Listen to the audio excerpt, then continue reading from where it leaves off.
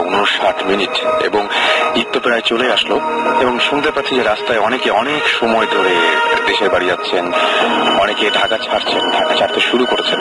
সুতরাং এই যে রাস্তায় সময় বেশি লাগছে, হোপফুলি আমরা সব জায়গায় আছি এবং আপনার সাথে ভূত এফএম নিয়ে থাকবো সারা রাত এবং আপনার রাতের সঙ্গী হয়ে গেলাম আমরা। শুনছেন সব সময় রেডিও ফুর্তি, সাথে আছি রাস্তাও চলছে ভূত এফএম। আর ভূত এফএম আপনাদের সবাইকে স্বাগত জানাচ্ছি। থ্যাংক ইউ আপনাদের অসংখ্য SMS এর জন্য, আপনাদের অসংখ্য মেইলের জন্য। আমি এখনো দেখতে পাচ্ছি আমার সামনে মেইল খোলা আছে। হাসিবুল হাসান তিনি আমাকে মেইল করেছেন। সোহেল উদ্দিন, সালাম, সামি, শাহরিয়ার আপন আমাদেরকে, এছাড়াও রেজাউল করিম, শারাফত করিম শাহিন এবং আশিক আলম, এরকম অসংখ্য, মানে শেষ করা যাবে না, এরকম অসংখ্য মেল আছে। জুবাইর, নীরব, আবির, এরকম আরো অনেকে আছে। তো মাসুম আমরা শুরু করি। ওকে, তো আমাদের সঙ্গে আমাদের গেস্ট আছে, দুজন গেস্ট ইনফ্যাক্ট আজকে আমাদের সাথে, আমাদের এই স্টুডিওতে এত কষ্ট করে রাতের বেলায় তারা আমাদের সাথে এসেছেন আপনাদের সাথে সব আপনাদের সাথে এক্সপিরিয়েন্স গুলো শেয়ার করার জন্য। তাই আপনাদেরকেও বলবো, যদি আপনারা এক্সপিরিয়েন্স শেয়ার করতে চান তাহলে শাউট লিখে স্পেস দিয়ে আপনার নাম লিখে স্পেস দিয়ে আপনার মেসেজ লিখে পাঠিয়ে দিন 9840 নাম্বারে। আর গত সপ্তাহে যারা SMS করেছেন তাদেরকে অনেক ধন্যবাদ জানাচ্ছি। গত সপ্তাহে যারা SMS করেছিল তাদের কিছু SMS আমরা পড়বো, তবে তার আগে আমরা আমাদের প্রথম যিনি আজকে গেস্ট তার সাথে একটু পরিচিত হই। আপনার পরিচয়টা একটু দেবেন প্লিজ। আমি উপমা, রামপুরা থেকে এসেছি। তো এই তো আমার কিছু এক্সপিরিয়েন্স আছে, আপনাদের সবার সাথে শেয়ার করবো। আমি আপনাকে প্রথমেই ধন্যবাদ জানাচ্ছি যে রাতের বেলায় এত কষ্ট করে আমাদের মাঝখানে আপনি এসেছেন এবং আমাদের সাথে এক্সপিরিয়েন্স শেয়ার করতে যাচ্ছেন। Thank you. এবং আপনি কিভাবে এখানে আসলেন সেটা একটু বলেন সবাইকে প্লিজ, যে কিভাবে আপনি আসলেন, কেমন করে আপনি এখানে আসলেন। আমি ফার্স্ট ইমেল করেছিলাম, আমি আমার হাজবেন্ড, আমরা দুজনই ইমেল করেছিলাম। দেন ওনারা আমাদেরকে ইনভাইট করলো, আসলাম ওনাদের সাথে এক্সপিরিয়েন্স শেয়ার করতে। তো মেইলে কাজ হয় তো না, ইমেলে কাজ হয়। আমরা যে ইমেল গুলো পড়ি এটা তো প্রমাণ আপনারাই দেন। আমি প্রথম একটা মেইল করেছিলাম আপনাদের, ওটা খুব সংক্ষিপ্ত ছিল, ওটাতে আমার ফোন নাম্বার দেওয়া ছিল না, তো আমি রেসপন্স পাইনি। রাইট, আমরা সেজন্যই বলি যে আমরা সবসময় নাম, ঠিকানা এবং ফোন নাম্বার এই তিনটা দিলে আমরা কন্ট্যাক্ট করতে পারি। আমি এই ফাঁকে একবার বলেও দেই যে ভূত FM, BHOOT, ভূত FM @radiofurti.fm, এখানে আপনি যদি আমাদেরকে ইমেইল করেন আপনাদের বড় যে সমস্ত গল্প বা কাহিনী যেগুলো আছে সেগুলো অবশ্যই নাম এবং ফোন নাম্বার সহ আপনি ইমেল করতে পারেন। আচ্ছা, এছাড়া আমাদের ফেসবুকে গ্রুপ আছে, সেইটাতে আপনার ইচ্ছা করলে অফিসিয়াল গ্রুপ রেডিও ফুর্তির একটা ফ্যান পেজ আছে রেডিও ফুর্তির, সে সমস্ত জায়গাতে আপনার ইচ্ছা করলে আমাদেরকে হিট করতে পারেন। ওকে, আমরা এখন কি তাহলে সরাসরি ঘটনায় যাবো? হ্যাঁ, যেতে পারি। ওকে, ঘটনাটা আমি বলি যে ঘটনাটা কি এখনকার না বেশ আগে থেকে শুরু হয়েছে? ওকে, যেটা হচ্ছে 2007-এর, এটা 2007-এর আগস্টের ঘটনা। আচ্ছা, আমরা নতুন বিয়ে করেছি, তো একদম মানে আলাদা একটা সংসার, আলাদা একটা জায়গা। তো যেটা হয়েছে যে এটা ঘটনাটা শাহজাদপুরে। তো আমরা একটা বাসা নেই, বাসাটা যেহেতু একদম নতুন শুরুটা, সেটা আমাদের বাসাটা ছিল একটা 7তলা বাড়ির ছাদে। ওকে, ওটা বেডরুমের একটা বাসা, পাশেই কিচেন। তো বাসাটা ছিল এরকম যে আপনার ছাদে উঠতেই হাতের ডান পাশে, তো ওটার 4-5টা ঘোরানো স্পেস, এরকম একটা বাসা। দেন বাসাটাতে ওঠার পর 4-5 দিন পরে আমার কাছে কেন যেন মনে হলো যে বাসাটা সামথিং একটা প্রবলেম, যে কিছু একটা আছে, কিছু একটা হচ্ছে।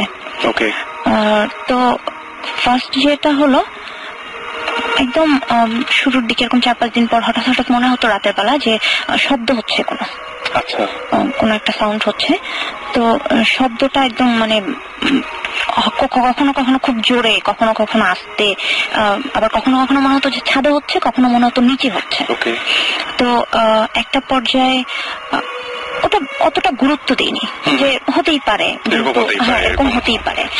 তো এরপরে মোটামুটি ওখানে থাকার প্রায় 15-20 দিন পরের একটা ঘটনা বলি, যেটা আমি মেলে আপনাকে লিখেছিলাম। তো ঘটনাটা হচ্ছে এরকম যে একদিন রাতের বেলা আমি সাধারণত একটু দেরি করেই ঘুমাই। তো ওই দিন রাতে বোধহয় 1টার দিকে ঘুমোতে গেছে, আমি ঘুমিয়ে গেছি। তো আমার হাজবেন্ড ও যেটা করলো যে রাত 2:30টার দিকে ও আমাকে দেখলাম ফেলতেছে সব দিয়ে, যে উপর উঠো, কিছু একটা প্রবলেম। তো আমি উঠে বসছি যে কি ব্যাপার, তো ও বলতেছে যে কিছু একটা শব্দ করতেছে, একটু খেয়াল করে শোনো। তো আমি খুব খেয়াল করে শুনতেছি এখন যে হ্যাঁ ছাদে খুব শব্দ হচ্ছে, যেহেতু আমাদের একদম ছাদের পাশেই, জানালা খুললেই ছাদ। মানে আপনাদের ছাদে না, মানে আপনাদের সামনে যে আমাদের সামনে যে খোলা যে অংশটুকু সেখান থেকে সাউন্ডটা আসছে। ওকে। তো খুব শব্দ হচ্ছে, মানে শব্দটা এরকম যে একবার মানে ভেঙে চুরে নিয়ে যাচ্ছে এরকম একটা অবস্থা। তো ওইখানে সম্ভবত পাখির একটা খাঁচা ছিল আমাদের জানালার বাইরে। তো ওটা বাড়িওয়ালা বা কারো। তো আমি ফার্স্ট ভাবছি যে ওইটা কোন একটা সাউন্ড যে বাতাসে এটা করছে। তো আমি জানালার পাশে যে দেখলাম যে না ওরকম কিছু না, ওটা ঠিক আছে, কিন্তু আমার কাছে মনে হচ্ছে যে ছায়ার মতো একটা কিছু জানালা থেকে সরছে আবার আসছে। দেন আমি মানে খুব ভয় পাইছি, সোজা কথা। কারণ তখন আমার আরো 4-5 বছর আগের কথা, তো খুব ভয় পাইছি। তো আমি মোটামুটি দোয়া কালাম যা জানি এগুলো পড়তেছিলাম, এরকম একটা অবস্থা।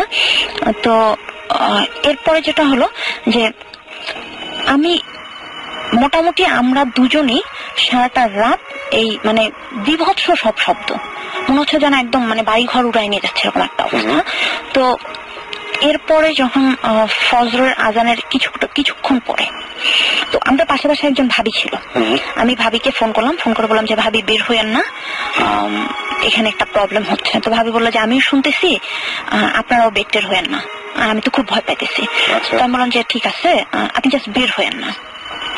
তো রাতটা গেল, সকালবেলা ঠিক ফজরের আজানের পরপর, তো ওই সময়টা আমরা বেরোলাম, আমি ভাবি ও আমরা সবাই বেরোলাম।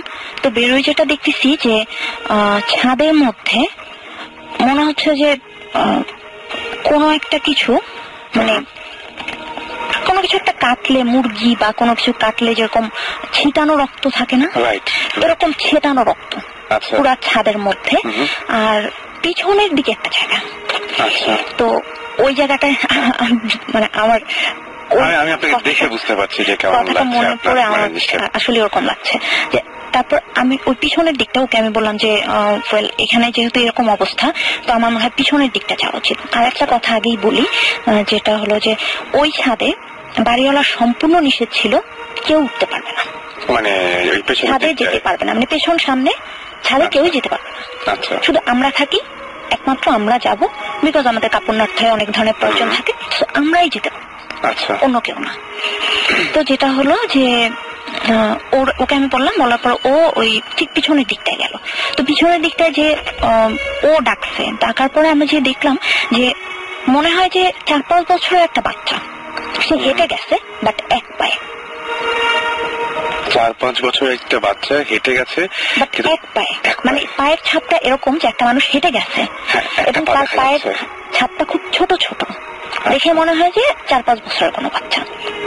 তো দেখে তো স্বভাবতই আমার ভয় একটা ব্যাপার। আর ধুলার মধ্যে আপনারা দুজনই দেখেছিলেন? আমরা দুজন নাই, এবং আমাদের একটা ভাবি ছিল পাশে, সেও দেখেছে, আমরা সবাই। তো মোটামুটি ভীষণ একটা ভয় পাইছি। আর ও যেহেতু সাথে ছিল, ওর এক্সপিরিয়েন্সটা ও শেয়ার করতে পারবে যে আরো মানে ব্যাপারটা কতটা ভয়ঙ্কর ছিল, মানে বিভৎস সব অবস্থা। এরপরে একটা ঘটনা ওই বাসায়, যেটা হলো যে ও এনে শাওয়ার নিতে গেছিল, মানে আপনার হাজবেন্ড, আমরা তার কাছে পরে আসবো, তো ও শাওয়ার নিতে গেছে। তো শাওয়ার নিতে গেছে, তো আমাদের বাথরুমটা ছিল এরকম যে বাথরুমের ওই পাশে আর কিছু নেই, দেয়ালটাই শেষ, তো তার ভেন্টিলেটর উপরে। তো ও শাওয়ার নিচ্ছে, ও আমাকে ভেতরে এসে আমাকে বলতেছে যে তুমি আমার হাত ধরে টান দিছো। শাওয়ার নিয়ে ভিতরে এসে আমাকে বলতেছে তুমি আমার হাত ধরে টান দিছো। তো আমি বললাম কোথায়? বলে হ্যাঁ তুমি ভেন্টিলেটর দিয়ে আমার হাত ধরে টান দিছো। তো আমি বললাম যে ভেন্টিলেটর দিয়ে কিভাবে দিব, যেহেতু একটা 7তলা বাসা, ওটার ওপাশে তো আমার পক্ষে যাওয়া সম্ভব না, কারো পক্ষেই সম্ভব না, বিকজ ওখানে কিছু নেই, দাঁড়ানোর মতো বা এরকম কিছু নেই, কোনো জায়গা নেই। তো ওর মানে আমি ওকে দেখে বুঝতেছি যে কিছু একটা হয়েছে। তোমাকে পরে বললো যে কেউ একজন আমার হাত ধরে টান দিচ্ছে, তখন আমি শাওয়ার নিচ্ছিলাম। তো এরপরে আরো অনেক কিছু ও বাসায় হয়েছে, অনেক ঘটনা। যেমন এমন হয়েছে যে ঘুমায় আসছি, দরজার সিটকিনি বন্ধ করে উঠে দেখি দরজা খোলা, ওই বাসাতেই। তো তারপরে বাড়িটা ছাড়ছিলেন না কেন তখনও? আসলে ওই বাসাটা আমরা 6 মাসের মতো ছিলাম। মাত্র 6 মাস, এটা অনেক কম সময়। তার মানে এই সময়ের মধ্যে অনেকগুলো ঘটনা। তো ওই কম সময়টা যে ছিলাম এরপরে চেষ্টা করেছি যে ওই বাসাটা ছাড়ার। তো একটা সময় যেটা হলো যে আপনারা দেখবেন যে বাসাটা ছাড়াটা কিন্তু একটু মুশকিলই হয়ে যায়। একটা বাসা নিয়ে ফেললে একটু মুশকিল হয় ছাড়া। তো ওই ছাড়তে ছাড়তে যতটা সময় লেগেছে। তো আরেকটু বলি, যেটা হলো যে এই প্রবলেমটা কিন্তু আমার পিছন ছাড়েনি। আচ্ছা, এটা থেকেই গেছে। মানে অন্য বাসা যখন চেঞ্জ করে অন্য কোনো বাসায় গেলেন তখনও কি? তখনও আমার সাথে প্রবলেম হয়েছে, আমার সাথে এবং ওর সাথে। ওকে। তো আমার মনে হয় যে আমার হাজবেন্ডের কাছে যদি এর পরবর্তী ঘটনাটা শুনে আবার আমার কাছে, হ্যাঁ সেটাই, আমরা আরেকজন আছেন এবং তার কাছে আমরা তার সাথে একটু কথা বলে নেই। আপনার পরিচয়টা একটু দেবেন? যে জি ধন্যবাদ, আমি জাকি, রামপুরা থাকি। এবং এতক্ষণ উপমা যে গল্পটা বলছিলেন বা ঘটনা বলছিলেন, উপমার হাজবেন্ড হচ্ছে জাকি। তো জাকি কি দেখেছিলেন বা জাকি ব্যাপারটা কিভাবে বুঝতে পেরেছিলেন সেটা একটু শুনি আমরা, যে কি হয়েছিল আসলে ঘটনাটা। আসলে শুরু থেকে আমি কিছু কথা বলতে চাই যে আমি যে ঘটনাটা এতক্ষণ শুনলেন আপনারা, এটা আমার জীবনে প্রথম, আগে কখনো হয়নি। তো এরকম মাথায় ছিল না যে আমি এরকম একটা ঘটনা ফেস করব। রাইট। তো ঘটনাটা যেটা হয়েছে, এর আগে আমি একটা কথা বলতে চাই যে আমাদের যে বিল্ডিংটার পাশেই একটা কবরস্থান ছিল। আচ্ছা। এটা এখনো আছে, এটা যেহেতু মোটামুটি বড় একটা কবরস্থান। তো ঘটনাগুলা ঘটার পর দেন আমার বিশ্বাস হয় যে এটা হওয়া স্বাভাবিক। আচ্ছা। যেহেতু আমার আগে কখনো হয়নি। তো আলটিমেটলি যেরকম ও বললো যে আমাদের উপমা বললো, ছাদে ওঠার নিয়ম ছিল না, সম্পূর্ণ লক ছিল, কেউই উঠতো না ছাদে, আমরাও খুব একটা যেতাম না। ওকে। রাতের বেলা যেটা হতো 5-6 দিন পর উঠার, 5-6 দিন পর যেটা ছাদের উপরে একটু শব্দ হতো, যেমন কেউ লাফাচ্ছে, এরকম ছিল। ঠিক এই একই ঘটনাগুলো ঘটেছে, কিন্তু সেম ঘটনাগুলো আপনারা দুজনেই দেখেছেন এবং আমি শুনলাম যে আপনাদের পাশের একজন ভাবি তিনিও দেখেছেন এই ঘটনা, এবং ওই যে ছোট বাচ্চা ছাদের উপর দিয়ে এক পায়ে হেঁটে গেলে যেরকম এরকম পায়ের ছাপ আপনারা দেখেছেন। কিন্তু ঘটনা ঘটেছিল একটা উপমার সাথে, যেটা আপনিও একজন উইটনেস, রাইট? মানে সেই ঘটনাটা আমাদের একটু বলবেন। সেদিন আমি বেসিক্যালি যেটা করি, আমি কাজ থেকে ফেরার পর সন্ধ্যা বা রাত হলে আমি গোসল সেরে ফেলি। তো খুব সম্ভবত সেই বাসাটাতেই ইনফ্যাক্ট আমাদের রুম থেকে 20 গজ দূরে ফ্রেশ রুমটা আমাদের। ছাদের একে বলা যায় একটা ছাদের এই যে একদম পাশে। তো যেখানে ও বললো যে একটা ছোট ফেন্সের মতো ছিল, বড়, মোটামুটি বড় হোল করার মতোই। তো আমি গোসল করার সময় হঠাৎ করে আমি ফিল করলাম আমার হাত ধরে কেউ টান দিছে। আচ্ছা।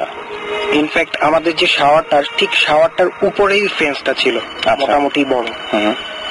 তো যেটা হয়েছে আমার মনে হচ্ছে, আমি ভাবছি উপমা মাইট বি ও ফান করছে। দেন আমি নর্মালি বেরোয় গেছি, বেরোয় যে আমি হাসতেছি ওর দিকে তাকায়। দেন আমি ওকে বলছি যে তুমি ধরছো, আমার হাত ধরছো। ও নিয়ারলি অনেকক্ষণ চুপ করে থেকে বললো যে আমি ব্যাপারটা বুঝতে পারছি, আমি হাত ধরি নেই তোমার। আমার মনে হয় যে এইখানে যেরকম ঘটনাগুলো ঘটতেছে এটারই একটা পুনরাবৃত্তি হয়েছে তোমার এখানে। ওকে। সো আরেকটা ঘটনা আছে যেটা আপনি মেইলে আমাদের শেয়ার করেছিলেন, আপনার সাথে ভয়ঙ্কর একটা ঘটনা আছে, সেটা আমরা একটু জানতে চাই। ঘটনাটা হচ্ছে এই রমজানের, মানে গত রমজানের রিসেন্ট একটা ঘটনা, যেটা হলো আমার শ্বশুরবাড়ি হচ্ছে উত্তরে। তো ওখানে গেলাম, আমার শ্বশুর শাশুড়ি ইংল্যান্ডে যাবে, তো আমাদের দুজনকে রেখে যাবে বাসায়, এরকম একটা অবস্থা। তো থাকলাম। হঠাৎ করে একদিন রাতে, মানে মাঝখানে আমার কেন যেন মনে হতো যে, বিশেষ করে আমরা যে রুমটাতে থাকতাম ওটা ফ্রেশ রুমে গেলে আমার কেন যেন খারাপ লাগতো। আচ্ছা। আমি কখনোই শাওয়ার নিতে গেলে, আমার একটা অভ্যাস আছে যে আমি রাতে গোসলের আগে, মানে ঘুমানোর আগে একবার শাওয়ার নিই। তো ওটার সময় আমি কখনোই, মানে ওকে আমি বলতাম যে তুমি এখানে বসে থাকো, মানে দরজার বাইরে আমি বসে রাখতাম যে না আমার ভয় লাগছে, এরকম একটা অবস্থা। তো যেটা হলো যে ওই দিনের কথাটা বলি, রাতেবেলা মোটামুটি 3টার দিকে আমি একটু আগে বোধহয় শুয়েছিলাম, যে বই পড়তেছিলাম, তো 3টার দিকে আমার চোখ লেগে আসছে একটু তন্দ্রা মতো। তো হঠাৎ করে আমার মনে হলো যে কেউ একজন আমার পাশে আছে, মানে আমি ও ছিল, তো আমার হাজবেন্ডও ছিল, বাট আমার কাছে মনে হচ্ছে যে আমার পাশে কেউ একজন আছে। তো আমি চোখ খুলে তাকাইছি, তো তাকে দেখি একটা লোক, আমার স্পষ্ট মনে আছে, বিলিভ মি, আমার মানে আমি একদম ঘুমেছিলাম না, একদমই আমি ঘুমেছিলাম না। আমি চোখ খুলে তাকাইছি, আমি দেখতেছিলাম ও শুয়ে আছে, আমি দেখতেছিলাম লোকটা বসে আছে, এবং সেই লোকটা আমাকে পুরো মানে কিভাবে যে সে আমার দিকে তাকাইছে, কিভাবে যে আমাকে ধরছে, মানে আমি এটা বুঝাতে পারবো না। সে আমাকে ধরলো, 2 হাতটা মানে কেমন যেন মনে হলো কি লোকটা উল্টা, লোকটাকে আমার সোজা মনে হয় নাই, কেমন যেন মনে হলো লোকটা উল্টা। সে কিভাবে আমার গলা টিপে ধরছে এমন ভাবে যে আমি নিঃশ্বাস নিতে পারতেছি না, তাকে ছাড়াইতে পারতেছি না, আমার সমস্ত শরীর অবশ্যই আসতেছে। তখন আমার কাছে মনে হচ্ছে যে আমার মানে ওই মুহূর্তে আমার মনে হচ্ছে যে আমাকে বোবা ভূতে ধরছে, আমাকে বোবায় ধরছে। আমরা যেটা বলি, আমার বলছে আমাকে বোবায় ধরছে, আমি বুঝতেছি আমার বোবায় ধরছে, তো আমাকে যেটা করতে হবে অন্য কাউকে টাচ করতে হবে। আমি যতদূর জানি যে অন্য কাউকে টাচ করলে নাকি এটা ছেড়ে যায়, আমাকে অন্য কাউকে টাচ করতে হবে, তো আমি জাকিকে টাচ করবো। আমি অনেক চেষ্টা করতেছি, ও কিন্তু আমার একদম পাশেই শোয়া, আমি অনেক চেষ্টা করতেছি যে আমি ওকে টাচ করবো, বাট আমি পারতেছি না। তো অনেকক্ষণ ধস্তির এক পর্যায়ে আমি ওকে এইভাবে মানে মোটামুটি হাত ছুঁড়ে ওর গায়ে ফেলছি। তো ও ঘুম ভেঙে গেছে, ও ঘুম ভেঙে উঠে ওঠার পরে আমার ওই মুহূর্তে আমার কাছে মনে হলো যে ও উঠে বসছে, লোকটা শ্যাপ করে নেমে খাটের ওইখানটায় বসে পড়ছে, এদিকটায় খাটের সাইডে একটা ফাঁকা জায়গা। আমার কাছে মনে হলো, আমি দেখলাম যে লোকটা শ্যাপ করে ওখানে বসে পড়লো। তো এরপরে আমার কাছে মানে এরপর আমার মনে হচ্ছে যে ঘরে কেউ আছে। এরপরের অংশটুকু আমি আমার কাছে শুনবো। জাকি, এরপরে কি হয়েছিল? আপনি যখন উঠলেন, ওঠার পর তারপর কি দেখলেন আপনি? আমাকে আমি ঘুম থেকে জেগে দেখি ও কাঁপতেছে খুব জোরে, আমার শরীর জার্ক হচ্ছিল, কারণ ও আমাকে ডাকতেছিল, অনবরত চোখ দিয়ে পানি পড়তেছে, চোখ খুলতেছে না, এরকম অবস্থা। একটা পর্যায়ে আমি ওকে জিজ্ঞেস করলাম যে কি হয়েছে, তুমি আমাকে বলো। তো ও শুধু 2টা কথা বলছে, যে এই ঘরে কেউ আছে, এই ঘরে কেউ আছে, লোকটা খাটের নিচে গেছে। দেন আমি নিজেই তখন, ও যখন আমাকে বললো, পুরো ব্যাপারটা বুঝতে পারছি, still she is crying, and মানে আপনি বলেন, মানে জাস্ট আপনি কি দেখলেন? আপনি তো সঙ্গে সঙ্গে আলো জ্বালাই দিয়েছিলেন। আমি যেটা হয়েছে, আমাদের ডিম লাইট জ্বালানো ছিল, বাট আমি তখন আমাদের যে সোডিয়াম লাইট ওটা জ্বালাই। জ্বালানোর পর আমি ওকে বলি যে তুমি কি দেখেছো, তুমি আবার রিপিট করো। সে আবার রিপিট করলো, এই ঘরে কেউ আছে এবং লোকটা খাটের নিচে গেছে। তখন আমি বলবো, তখন আমি ওকে বাহবা দেওয়ার জন্য বলছি যে এটা কোনো ব্যাপার না, এটা তো ঘুমে দেখছো, আসো উঠে দেখি খাটের নিচে কি। বাট বিলিভ, আমি হয়তো আমার মনে হয়েছে যে আমার ভিতরটা ছিঁড়ে যাচ্ছে, এত ভয়ে ছিলাম। দেন আমি ওকে অনেক কষ্টে নিচে ফ্লোরে নামলাম, নেমে নিচু করে ওকে খাটের নিচে দেখালাম, বাথরুম দেখালাম, খাটের পাশে একটা ছোট্ট প্যাসেজ ছিল, ওটা দেখালাম, আলমারির পিছনে একটা চিকন জায়গা ছিল, ওটা দেখালাম, খাটে উঠালাম, পানি দিলাম।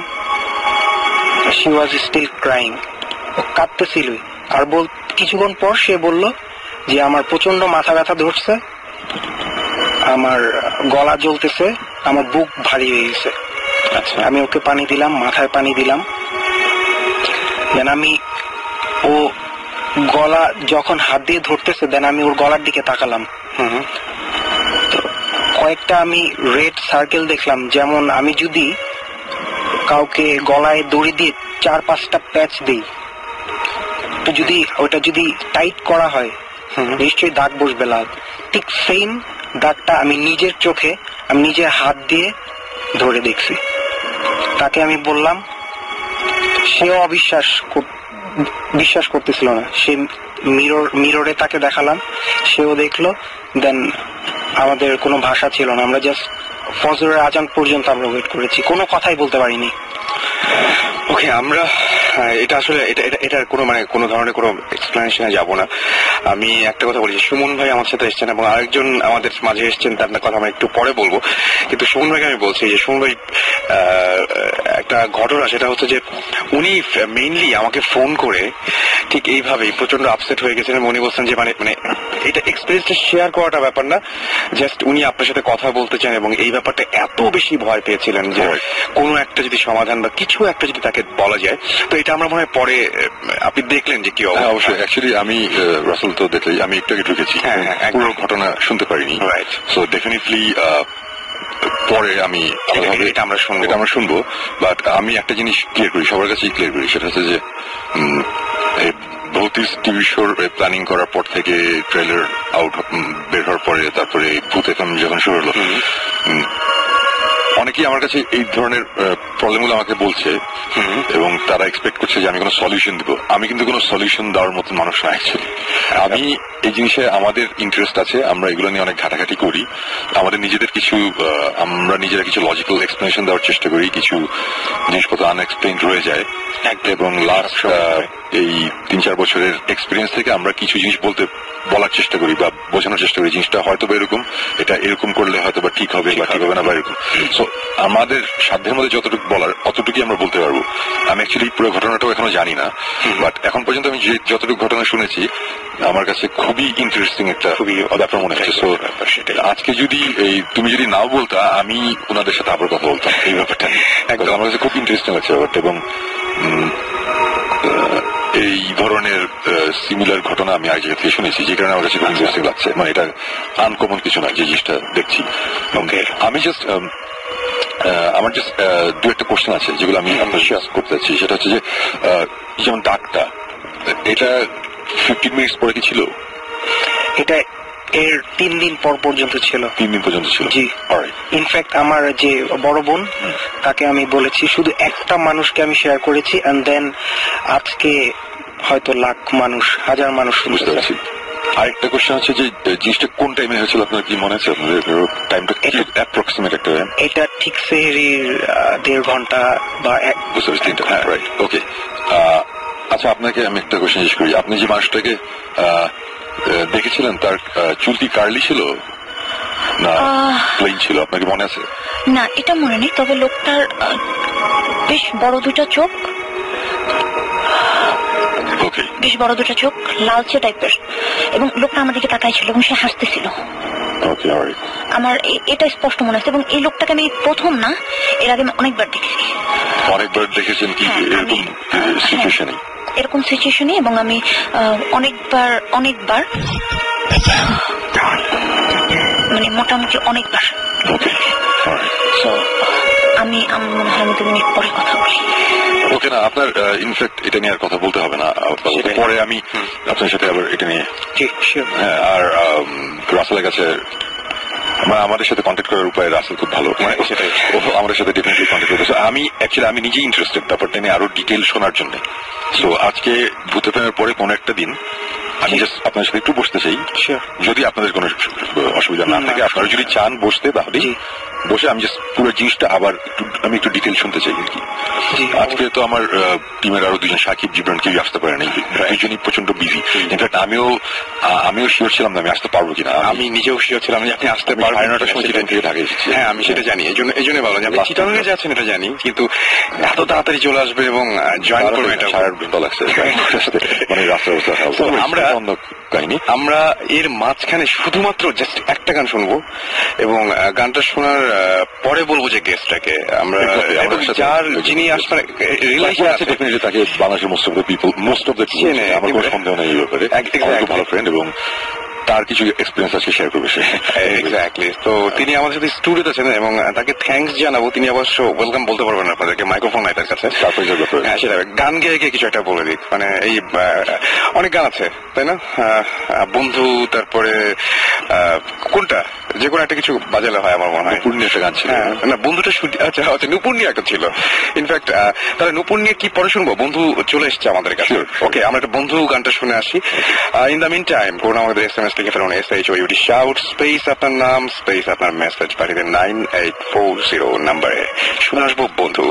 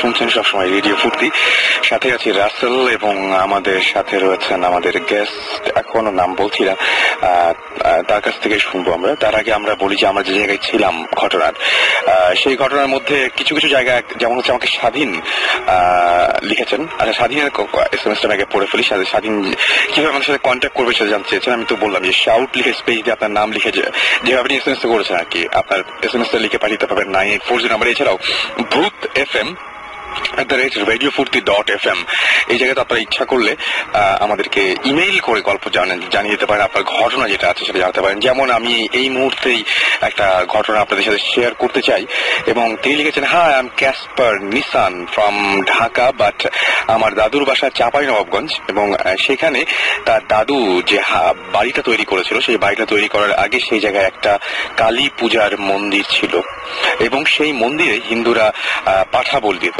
তো যেটা ঘটেছিল সেটা হচ্ছে যে তারা মন্দিরটা ভেঙে ফেলে এবং সেখানে তাদের বাড়িটা তৈরি হয় এবং বাড়িতে আসার কিছুদিন পরই তারা শোনে যে তাদের কাছে যে মন্দির সেল করেছিল, মন্দিরের ওই জায়গাটা মানে ওই জায়গাটা যে সেল করেছিল সে মারা গেছে এবং এরপর থেকে অদ্ভুত অদ্ভুত সব ঘটনা ওই বাসাটা নিয়ে হয়। তার নানা ধরনের প্রবলেম হতে থাকে এবং তিনি যেটা বলছেন যে তার এক খালা তার কাজের মেয়ে স্বপ্ন দেখে যে অনেকগুলো সাদা শাড়ি পরা মেয়ে, মাথায় সিঁদুর দেয়া এবং তাদের সামনে একটা বয়স্ক বুড়ো লোক, এরকম মানে অনেক অদ্ভুত টাইপের স্বপ্ন দেখতে থাকে এবং সে অনেক অদ্ভুত আচরণ করতে থাকে। এরপরে দেখা যায় তাদের বাড়িতেও দেখা যায় যে তাদের বাড়িতে কোনো কাক বসে না, কোনো প্রাণী বসে না। আশেপাশে সব জায়গাতে হয়তো পাখি, কাক এই সমস্ত আছে, তাদের বাসায় এই ধরনের কোনো প্রাণী বা পাখি কিছুই বসে না। এবং দেখা যায় তাদের একটা সিনেমা হল ছিল এবং সেই সিনেমা হলের গভীর রাতে দেখা গেল যে তাদের যে কেয়ারটেকার সে হঠাৎ করে একদিন মারা যায়। পরে জানা গেছিল যে সেই প্রস্তাবটা নিয়ে এসেছিল এই বাড়িটা কেনার। সুতরাং এই বাড়ি নিয়ে অনেক অনেক অনেক লম্বা একটা মেইল আছে এবং আমরা চেষ্টা করবো তাকে নিয়ে আসার, যদি আমাদের মাঝে আসতে রাজি হন আর কি, আমরা কন্ট্যাক্ট করার চেষ্টা করবো। এবং সে এরকম অনেক কিছুই ঘটে। কিন্তু আমাকে এরকম ভাবে আরো SMS আমাকে ইমেল করেছেন সালে আহমেদ সিলেট থেকে এবং তারও একটা অদ্ভুত ঘটনা আছে যে তাদের একটা নদীর নাম হচ্ছে কাঠাখাল। এই নদীর অনেক বিস্ময়কর ঘটনা আছে। একদিনের ঘটনা, তিনি নদীর পাড় দিয়ে হেঁটে এক আত্মীয় বাসায় আছেন, হঠাৎ শব্দ পেয়ে থমকে গেলেন, পেছন ফিরে দেখেন যে অনেকগুলো ছাগল একসাথে ঘাস খাচ্ছে এবং তিনি স্বাভাবিক মনে করে মেনে নিলেন। পরে এলাকাবাসীর কাছে শুনলেন যে এক এক সময় তারা ওই নদীর কাছে এক এক রকম জিনিস দেখতে পায় এবং কোনো সময় দেখা যায় যে কাঁকড়া, কোনো সময় দেখা যায় যে কুমির, এরকম উদ্ভট টাইপের সব জিনিসপত্র দেখা যায়। তো এরকম অসংখ্য ঘটনা আছে। আচ্ছা আমার কাছে জাকির কাছে একটা কোয়েশ্চেন আছে। এই কোয়েশ্চেনটা করেছেন রিফাত এবং রিফাত লিখেছেন যে আপনি খাটের নিচে কি দেখেছিলেন? আসলে কি জাকি খাটের নিচে কিছু দেখেছিল নাকি? আমার তো মনে হয় না যে জাকি খাটের নিচে কিছু দেখেছিলেন। না, আমি যখন ওকে নিয়ে খাটের নিচে দেখি ওটা সম্পূর্ণ সাধারণ চিত্র ছিল, কিছুই ছিল না। রাইট। আচ্ছা রিসেন্ট কিছু প্রবলেম হচ্ছে, আপনি কি এখন কথা বলতে পারবেন মানে প্রবলেম গুলো কি হয়েছিল? আচ্ছা রিসেন্ট কিছু প্রবলেম হয়েছে, যেটা হলো যে গত বুধবারের কথা বলি। গত বুধবারের রাতে, যদিও ঘটনাটা খুব আমার কাছে স্বাভাবিক মনে হচ্ছে, বাট ও আমার হাজবেন্ড একটা কথা বলা তো স্বাভাবিক হচ্ছে, আমি বলি। যেটা হলো যে গত বুধবার রাতে আমি শাওয়ার নিতে যাই। তো আমাদের সাধারণত ইলেকট্রিসিটি চলে যায়, 1 ঘন্টা থাকে ঢাকাতে, মোটামুটি একটা নিয়ম। তো যেটা হলো যে 8টা বাজার 10 মিনিট আগে আমি শাওয়ার নিতে ঢুকলাম, কারণ 8টাতে ইলেকট্রিসিটি যাবে। তো আমি 8টা বাজার 10 মিনিট আগে শাওয়ার নিতে ঢুকলাম, শাওয়ার নিয়ে বেরোয় আমি মোটামুটি হব। তো আমি শাওয়ার নিতে ঢুকে ঠিক আমার কাছে মনে হলো যে 2-3 মিনিট পরে ইলেকট্রিসিটি চলে গেছে। আচ্ছা। দেন আমিও ওর কাছে চাইলাম যে, ও আমাকে বললো যে তোমার কি বাতি টাতি কিছু লাগবে? আমি বললাম হ্যাঁ দাও। তো ওর মোবাইলের লাইট জ্বালায় আমাকে দিছে। আচ্ছা। তো আমার কাছে মনে হলো যে এরপরে হার্ডলি আমি আরো হয়তো 4 মিনিট ছিলাম ওখানে। আচ্ছা। বাট বেরোনোর পরে ও আমাকে বলতেছে যে আমি প্রায় 1 ঘন্টার উপরে বাথরুমের ভেতরে আমি পরে শুনেছিলাম। 1 ঘন্টা। আপনার কাছে ওই সময়ের কোনো হিসাব নেই? সময়ের কোনো হিসাব আমার কাছে নেই। ওকে। এবং ও মোটামুটি বেশ নাকি হইচই করছে, বাট আমার কানে কিছুই যায়নি। মানে এদিক দিয়ে শব্দ করেছে বা আপনাকে নক করেছে? এবং ওর সাথে নাকি আমি কথাও বলেছি, বাট আমি স্টিল আমি মনে করতে পারছি না যে আসলে আমি বলেছি কিনা। নাম্বার 1। নাম্বার 2 যেটা হয়েছে যে গত রাতে আমরা একদম সারা রাত জেগেছিলাম। আচ্ছা। তো গত রাতে আমি রাত 3টার দিকে চা করতে গেছি। চা খাবো, চা করতে গেছি। তো চা করতে গেছি, আমি চা করছি, হঠাৎ করে এই বাসাটা, যে বাসাটা এখন আছি, ওই বাসাটা আমরা প্রায় 1.5 বছর। 1.5 বছরের মধ্যে আমার টুকটাক স্বাভাবিক ঘটনা ছাড়া এরকম কিছু আমার হয়নি। তো আমি চা করতে গেছি, হঠাৎ করে আমার মনে হলো যে আমার পিছনে কেউ আছে। আচ্ছা। এবং সে আমার ঘাড়ে হাত রাখছে, এবং পিছনে আমি বিস্কিটের প্যাকেট ফেলছি। তো ওই প্যাকেটটা যে খসখস করতেছে, মানে প্যাকেটের উপরে একটা কেউ পা রাখলে বা একটা কোনো কিছু পড়লে একটা খচমচানি একটা শব্দ আছে না, ওরকম যে শব্দটা, এটা আমি পাচ্ছি। বাট আমি একবার, আমার এত ভয় লাগছে, আমার পুরো শরীর ফুলে গেছে, পুরো গা কাটাতে গেছে, এবং আমার কিরকম শরীর ভারী হয়ে যায় না একটা, আমার মনে হচ্ছে আমার ঘাম ছুটে গেছে মুহূর্তের মধ্যে। তো আমি একবারও আমার এতটা সাহস হয় না যে আমি ঘুরে দেখবো যে আসলে পিছনে কি আছে। এবং আমার কাঁধে হাত রাখা, এটা আমি স্পষ্ট বুঝতেছিলাম যে আমার কাঁধে কারো হাত। তো আমি জোরে একটা চিল্লা দিচ্ছি, যাকে এদিকে আসো। তো দৌড়াইছে, কি হয়েছে? আমি বললাম আসো। তো ও গেছে। এরপর আমি খুব স্বাভাবিকভাবে চা বানাইছি, চা বানিয়ে ঘরে চলে আসছি। এবং ওই গতকালকে সন্ধ্যাবেলা যেটা ঘটছে, ইলেকট্রিসিটি চলে গেছে, আমি রান্নাঘরে কিছু একটা করতেছিলাম, সম্ভবত কোন একটা রান্না করতেছিলাম। হঠাৎ করে রান্নাঘরের উপরে যে ইসের মতো দেয়া থাকে, কাবাটের মতো দেয়া থাকে বা থাকে, হঠাৎ করে দেখলাম ওগুলোর মধ্যে কতগুলা খালি বোতল ছিল, পানির বোতল, বয়ম, এই টাইপের খালি কিছু ছিল। হঠাৎ করে দেখলাম ওখান থেকে ঝরঝর করে সব পড়তেছে ইলেকট্রিসিটি যাওয়ার সাথে সাথে। এবং ওখানে অনেকগুলো শপিং ব্যাগ ছিল, সবকিছু নিচে পড়ে গেছে। এবং আমার বাসার যে বাড়িওয়ালি, সেও এই মুহূর্তে আমার ঘরে বসা ছিল। আমরা দুজনেই পুরো একদম ভয় পেয়ে গেছি। দেন আমি ওটা উঠালাম, খুব স্বাভাবিকভাবে কারেন্ট আসার পর আমি ওটা উঠালাম, আর কোনো ধরনের কোনো প্রবলেম।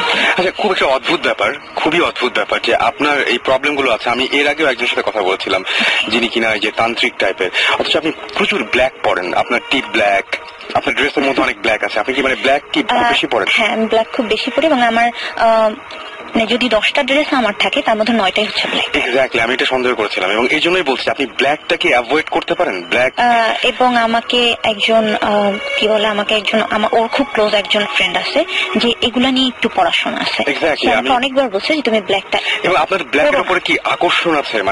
ব্ল্যাকের উপরে তীব্র একটা আকর্ষণ আছে। আমি যা কিছু কিনতে যাই, আমার কাছে মনে হয় কি ঘুরে ফিরে ওই ব্ল্যাকটা ব্ল্যাকের দিকে চোখ পড়ে। আপনার বাসা থেকে ব্ল্যাক যা কিছু আছে, একটু বিশেষ করে ড্রেস এটা। এবং আরেকটা জিনিস আমি শুনেছিলাম, এটা আপনি তো আমার একদমই শোনা, কিন্তু আপনি দেখতে পারেন, ট্রাই করে, আমার উপকার হচ্ছিল। সেটা হচ্ছে আপনি ঘুমানোর আগে একটু পারফিউম ইউজ করতে পারেন। এটা আমি সবসময় করি। এটা আপনি সবসময় করেন, রাইট? তবে কালো ড্রেস এবং কালো যা কিছু আছে আপনার বাসায় আশেপাশে, তাহলে আমার পুরো বাসা পাল্টাতে হবে। বিকজ আমার বাসায় হচ্ছে যে ম্যাক্সিমাম জিনিস, ফার্নিচার থেকে শুরু করে ম্যাক্সিমাম জিনিসপত্র black, right? Black and white এটা কিন্তু খুব, আমি জানি না, তবে এটা খুব মানে কি বলবো, হ্যাঁ এটা আমাকে টানে, খুব টানে। আর আরেকটা জিনিস হলো যে এই যে পারফিউমের একটা ব্যাপার বললেন, আরেকটু বলি, আমি এর আগেও আপনাদের শোতে শুনেছি, অনেকে বলেছে, এবং আমার সাথে যেটা হয়, আমি বিয়ের পর হাজবেন্ডকে অনেক বলেছি যে আমি মাঝে মাঝে কিছু গন্ধ পাই, কখনো খুব বেশি সুগন্ধ, যেমন মনে হয় কি যে কিছু তাজা ফুল আমার সামনে এনে কেউ রাখছে। আচ্ছা, আমি ফুল দেখতে পাচ্ছি না, বা ফুল যে আছে এটা বুঝতে পারছি না, বাট তাজা ওই গন্ধটা আমি পাচ্ছি।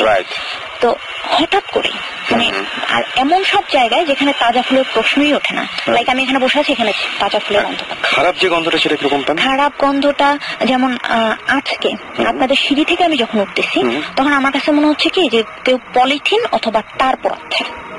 আমি ওকে বলতেছিলাম যে তুমি কি গন্ধটা পাচ্ছ, আমি ওকে জিজ্ঞেস করতেছিলাম। আপনি উনিকে পেয়েছিলেন নাকি? ও আমাকে বলতেছিল যে হয়তো হবে, হয়তো যে কি কেউ হয়তো কি কয়েল বা কোনো কিছু জ্বালাইছে, এটা গন্ধ, এরকম কিছু একটা হতে পারে। আমার কাছে আমি স্পষ্ট পাচ্ছি যে ওইটা। আর আরেকটা যেটা হয় যে ব্যাড স্মেল আমি একটা পাই যে ইঁদুর পচা গন্ধ। ইঁদুর পচা গন্ধ মানে কোনো কিছু, কোনো এনিমাল কোনো মারা টারা দিলে একদম বাজে একটা গন্ধ হয় না, ওরকম একটা গন্ধটা এতই তীব্র যে আমি মাঝে মাঝে অকারণে আমি বমি করি। আমাকে জিজ্ঞেস করে কি হয়েছে, আমি গন্ধ পাচ্ছি, অকারণেই করছি। বিশেষ করে পোড়া গন্ধ পাওয়াটা এটা খুব একটা মানে অদ্ভুত। পোড়া গন্ধটা আমি খুব কমই পাই, এই যে পচা গন্ধ, অনেক সময় শরীর খারাপ থাকলে এরকম পচা গন্ধ পাওয়া যেতে পারে, কিন্তু পোড়া গন্ধটা পাওয়া একটু খারাপটা না, শরীর খারাপ না থাকলেও হয়। যেমন আমি খুব স্বাভাবিক বসে আছি, কথাবার্তা বলতেছি, হঠাৎ করে মনে হলো যে আমার নাকের কাছে কেউ পচা একটা কিছু ঘুরাচ্ছে, এরকম গন্ধ। আমি বুঝতে পেরেছি। ওকে, আমরা একটা যেটা কাজ করি, আমরা অনেকক্ষণ ধরেই আমরা শুনলাম এগুলো, এবং আপনাকে আর কষ্ট, একটা মিনিট আমি একটা কথা বলবো, যেটা হলো যে আমার হাজবেন্ডের সাথে এই প্রবলেম গুলো যে শুরু হয়েছে, আমার সাথে শুরু হয়েছে অনেক আগে, এবং আমার বিয়ের পর থেকে, মানে আমাদের বিয়ের পর থেকে ওর সাথে প্রবলেম গুলো শুরু হয়েছে। আচ্ছা, এখন উনি নিজেও ভিকটিম? ও নিজেও ভিকটিম। আর ওর আরেকটি জিনিস যেটা হয়, ওর শরীরে কিছু আঁচড়ের দাগ, ওর শরীরে এবং আঁচড়ের দাগ হয়, যেটা হয় যে আপনি আপনার শরীরে উপর থেকে নিচে আঁচড় দিতে পারবেন, নিচ থেকে উপরে না। রাইট, সত্যি না? তো ওর শরীরে এরকম দাগ হয়, মানে এমন দাগ যে রক্ত বের হয়ে আসবে এখনই, এরকম আঁচড়। তো এটা ধরেন, এটা এখন আজকে একটা দাগ হলো, এটা সেরে যেতে হয়তো একদিন লাগবে, ঠিক একদিনের মাথায় আর একটা দাগ, তাজা এবং নতুন, যেটা কোনো ধরনের কোনো ব্যথা না, কোনো যন্ত্রণা না, কিছু না, রক্ত জমা হয়ে আছে একটা দাগ। আর ম্যাক্সিমাম দাগগুলো হয় 3 আঙ্গুল অথবা 1 আঙ্গুল। আমি ওর শরীরে একটা দাগই দেখছি যেটা 4 আঙ্গুলের। ওকে, এটা হচ্ছে, আমি তোমার কাছে যাই তাহলে। কি মানে আপনি কি, আপনার কাছে এটা কোনো ব্যাখ্যা আছে নাকি? আপনার কাছে আমি কিভাবে হতে পারে এটা? আপনি নিজে করেন না তো এটা, এরকম কিছু মনে হয়েছে? এটা আমি করি, আমি যেটা, আমার নখ রাখার কোনো অভ্যাস নেই, হাতে ব্রেসলেট বা আমি কোনো গলায় কোনো চেইন পরি না, বা আমার যে বিছানা এটা কভারের মধ্যে কোনো চেইনও নেই, যে ওইখান থেকে আমার গলায় বা পিঠে বা হাতে আঁচড় হতে পারে। তো বাসায় যতক্ষণ থাকি ততক্ষণ আমার অলওয়েজ আমি খালি গায়ে থাকি। তো আমি নিজের বডিটা আমি দেখতে পারি যে আমার এটা কোনো পরিবর্তন আসলে আমার চোখে লাগে। লাস্ট বার যেটা হয়েছে,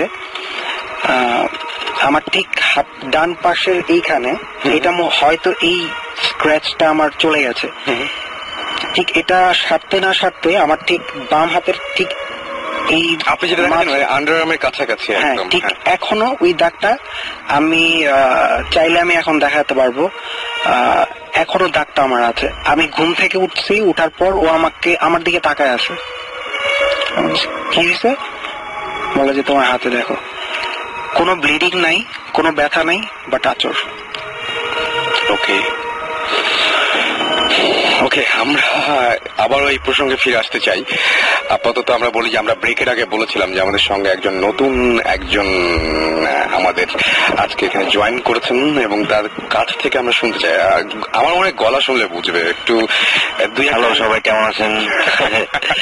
সবাইকে কি বলবো, এইসব ভৌতিক ব্যাপারে শুভেচ্ছা দেওয়াটা কি ঠিক কিনা আমি জানি না ঠিক। তো সবাইকে অভিনন্দন।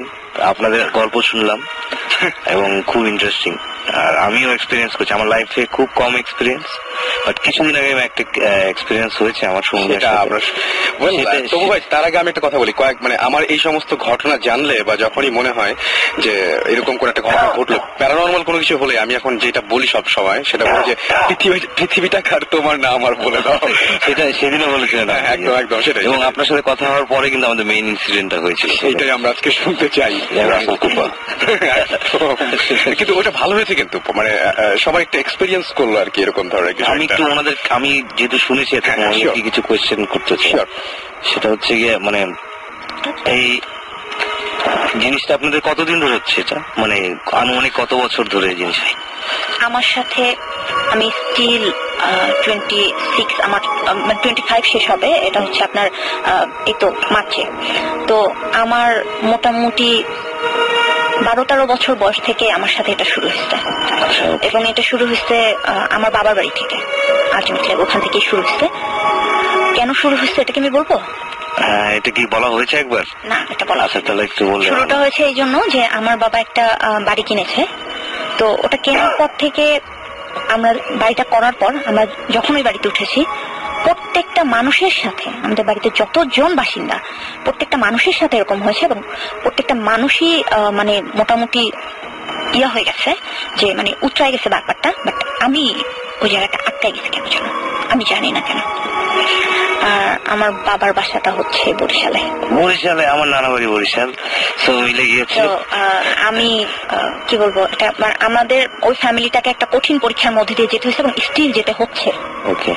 তো আমি জানি না, আমার বাবা মা হয়তো যদি কোনো চান্স দিত সেক্ষেত্রে আমি অবশ্যই সুমন ভাইকে বলতাম যে আসেন আমার বাবার বাড়িতে দেখে যান, কিন্তু আমি জানি না ওরা দিবে কিনা। আমরা তো সবসময় এই ধরনের ঘটনা শোনার পর ডেফিনেটলি কেউ যদি আমাদের বলে তখনই আমরা যাই। সেটাই যেটা হয়, এখনো হয় যে ওদের বাসায় কেউ হাঁটতেছে, সে দরজা খুলতেছে, নামতেছে, পানি ঢালতেছে, গোসল করতেছে, মানে এটা প্রতি রাতে এবং প্রতিটা মানুষ শুনতেছে। আমি আপনাদের এই ঘটনা যত শুনছি ততই অ্যাকচুয়ালি আমি অনেক বেশি, আরো বেশি ইন্টারেস্টেড হয়ে যাচ্ছি ব্যাপারটা নিয়ে। সো ডেফিনেটলি আমি আপনাদের সাথে পরে কোনো একদিন অবশ্যই আমি কথা বলবো এই ব্যাপারটা নিয়ে। আর 3 আঙ্গুলের খামচির ব্যাপারটা, এই দাগের ব্যাপারটা, এটা খুবই কি বলবো, খুবই ইন্টারেস্টিং, খুবই অ্যামেজিং। আমি আপনাকে ডিসবিলিভ করছি না, আমি বলতে যাচ্ছি এই কারণে, এই জিনিস আমি নিজে উইটনেস করেছি, আমি দেখেছি 3 আঙ্গুলের ব্যাপারটা। আমরা সিলেটে গিয়েছিলাম একটা ইনভেস্টিগেশনে, যেটা নিয়ে রাসেল অনেক আগে আমরা একবার কথা বলেছিলাম, জুজু। একদম ওই কৌশিকটা বললেন ইন্ডিয়ার ঘটনা, আপনি বললেন যে না সিলেটে এরকম একটা, এবং ইন্ডিয়ার বর্ডারে, সো জিনিসটা অ্যাকচুয়ালি ওই একই এরিয়াতে।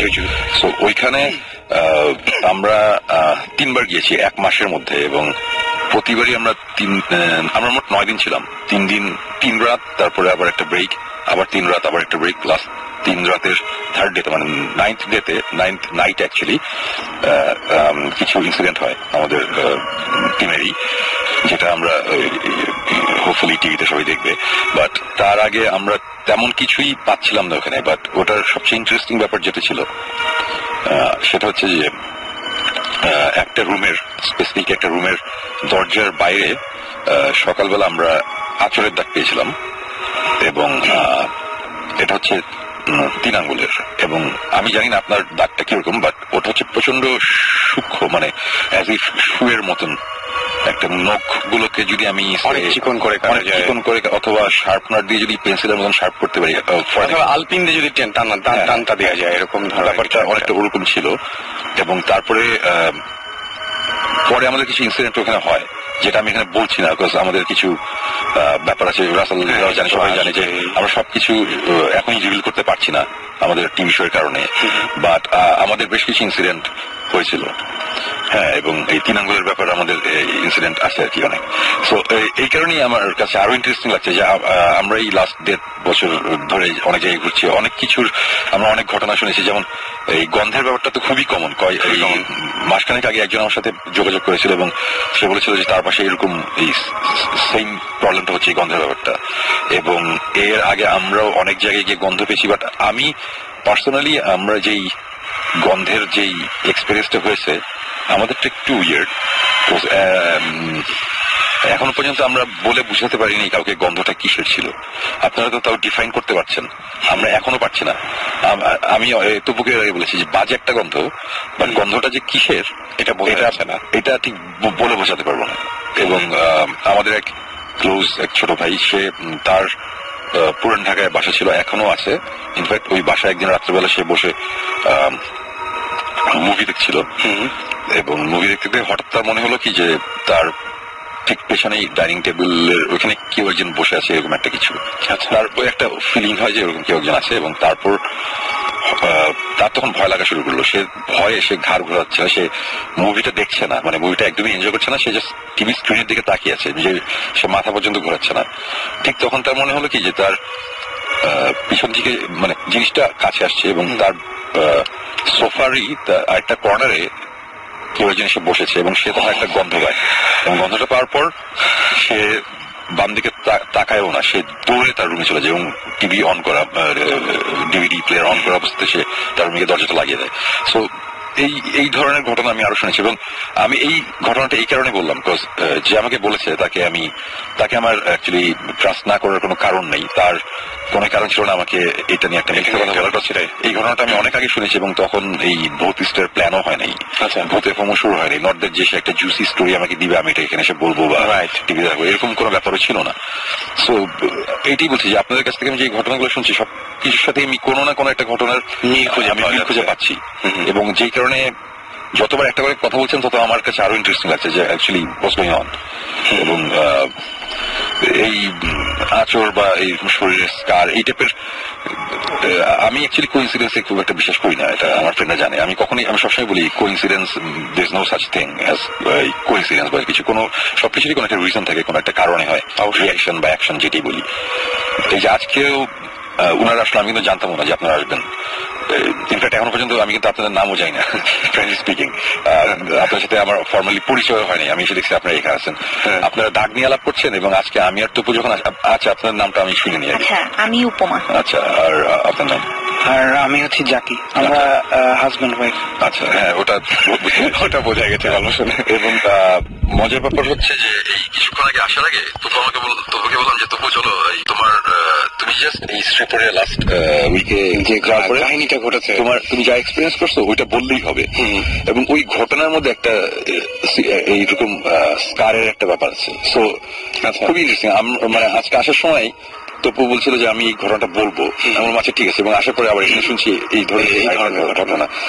তাই না তপু? মানে আমরা যখন আগে ভিডিও দেখে আসলাম, হ্যাঁ, এবং কারো মানে আমরা গল্পটা পরে বলছি আর কি, বললে তখন বোঝা যাবে। এবং টু হ্যাভ মানে প্রুফ, তো প্রথম স্কারের ভিডিওটাও করে আমার আইফোন দিয়ে। ওকে, হ্যাঁ, সো ওই ইয়েটাও আছে। যেমন আজকে যে মিস্টার জাকির উনি যে এসেছেন, উনি যেমন বলছেন যে আমি এখন শার্ট করে দেখে দিতে পারি যে আমার এখানে দাগ আছে, তো আমাদের কাছে একটা ভিডিও আছে। তো এটা মজার ব্যাপার যে মানে কোইন্সিডেন্স বলে আমি ঠিক বিশ্বাস করি না, বাট খুব ইন্টারেস্টিং লাগছে ব্যাপারগুলো।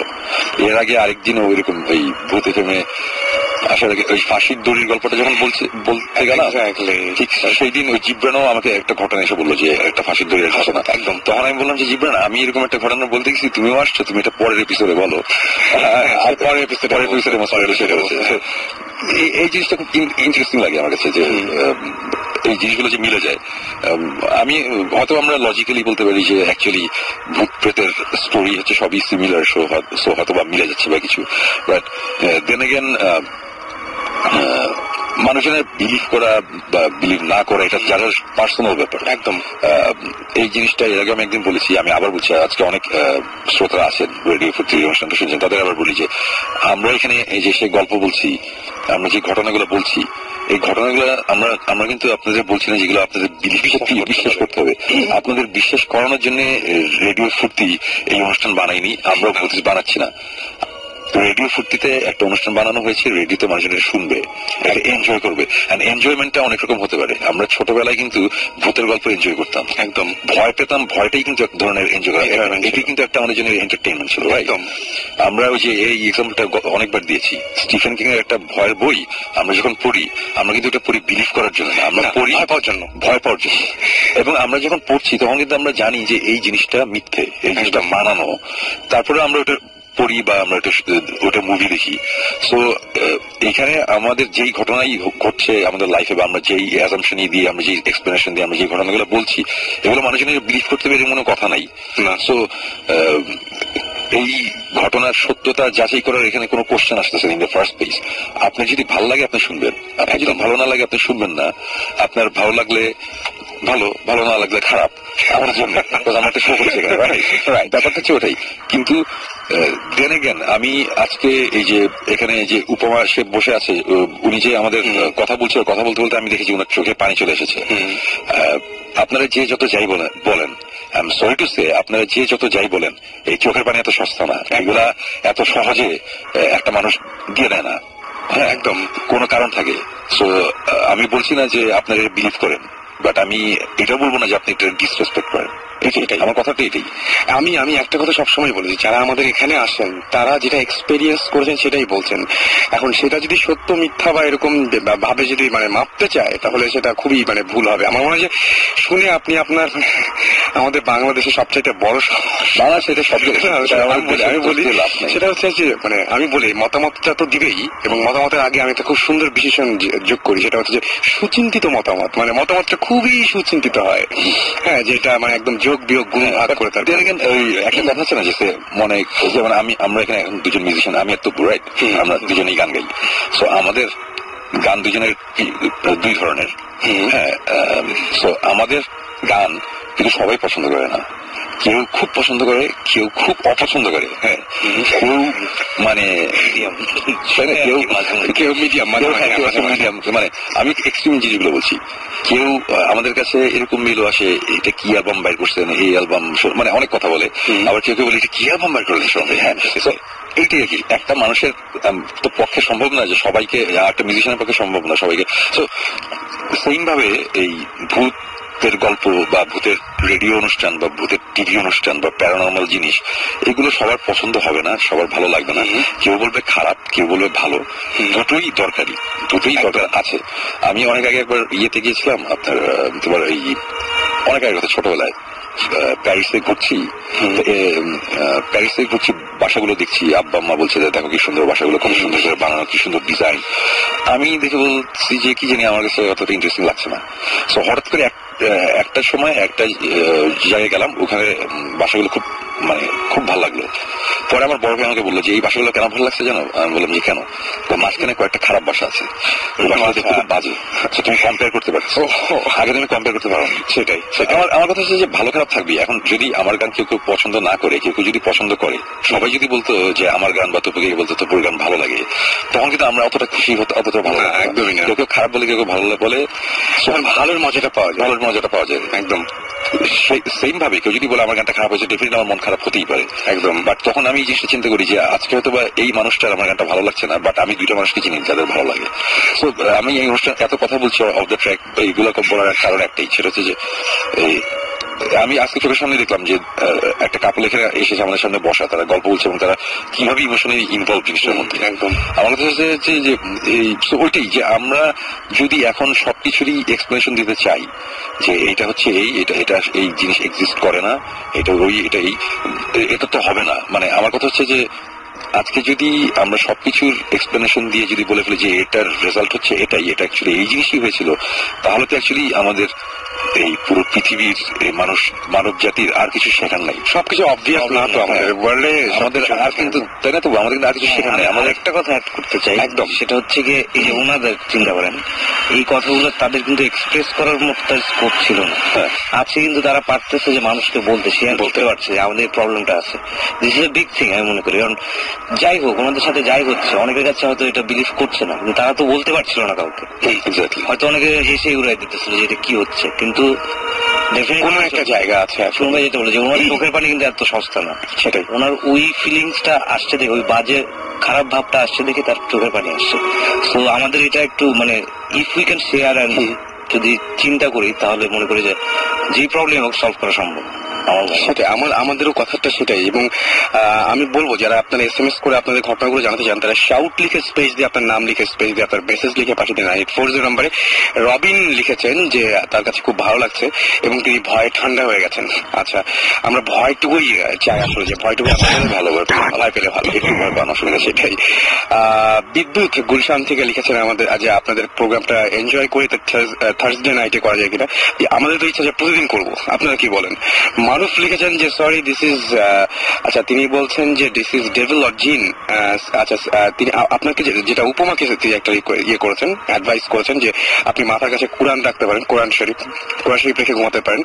আমাদেরকে উস্কানি নামে একজন SMS করেছেন এবং তিনি বলছেন যে আয়াতুল কুরসি পড়তে, মানে যখন ঘুমাবেন ঘুমানোর আগে।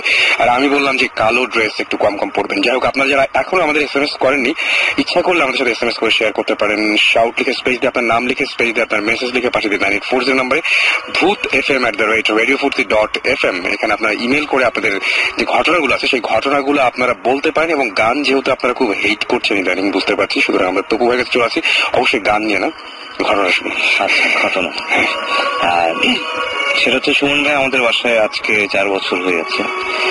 তো এবং উনি খুব শীঘ্রই চেঞ্জ করবেন আর কি, নিজের বাসায় গিয়ে উঠবেন। আচ্ছা, ওনার সাথে এই দীর্ঘ 4 বছরে ওনার শ্রীপুরের বাসার যে কাহিনী শুনেছি, ওনার ওখানে মিউজিক হোক বা এইসব এক্সট্রা স্পিরিচুয়াল, আমি এখানে একটা ইন্টারাপ্ট করি। সেটা হচ্ছে যে এই শ্রীপুরে আমাদের একটা বাংলো আছে, রাইট? সো ওখানে আমরা যাই, ওখানে আমরা মাঝে মাঝে থাকি। কেউ কেউ বলে এই বাসাটা হন্টেড, কেউ কেউ বলে কিছু না।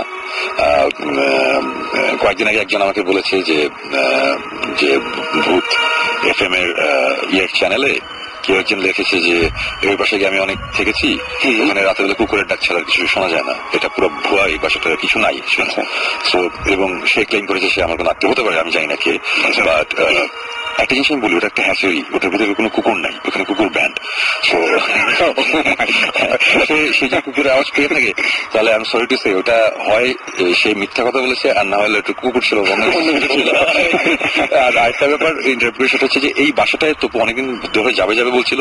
প্রথম একবার আমার একটা মিউজিক ভিডিও শুটিং এর সময় সে গিয়েছিল, গিয়ে ওই একটা রাত আমরা থাকিনি, আমরা চলেছিলাম। ওইটার একটা ঘটনা আছে, ওইটা তো এখন বলতে পারবো না, এটা আমাদের ভৌতিষ্টের ফার্স্ট এপিসোডের ঘটনা। আচ্ছা, আমি ওই ঘটনায় সব যাতে না বলে ওকে আমি জাস্ট ওয়ার্নিংটা দিয়ে দিলাম।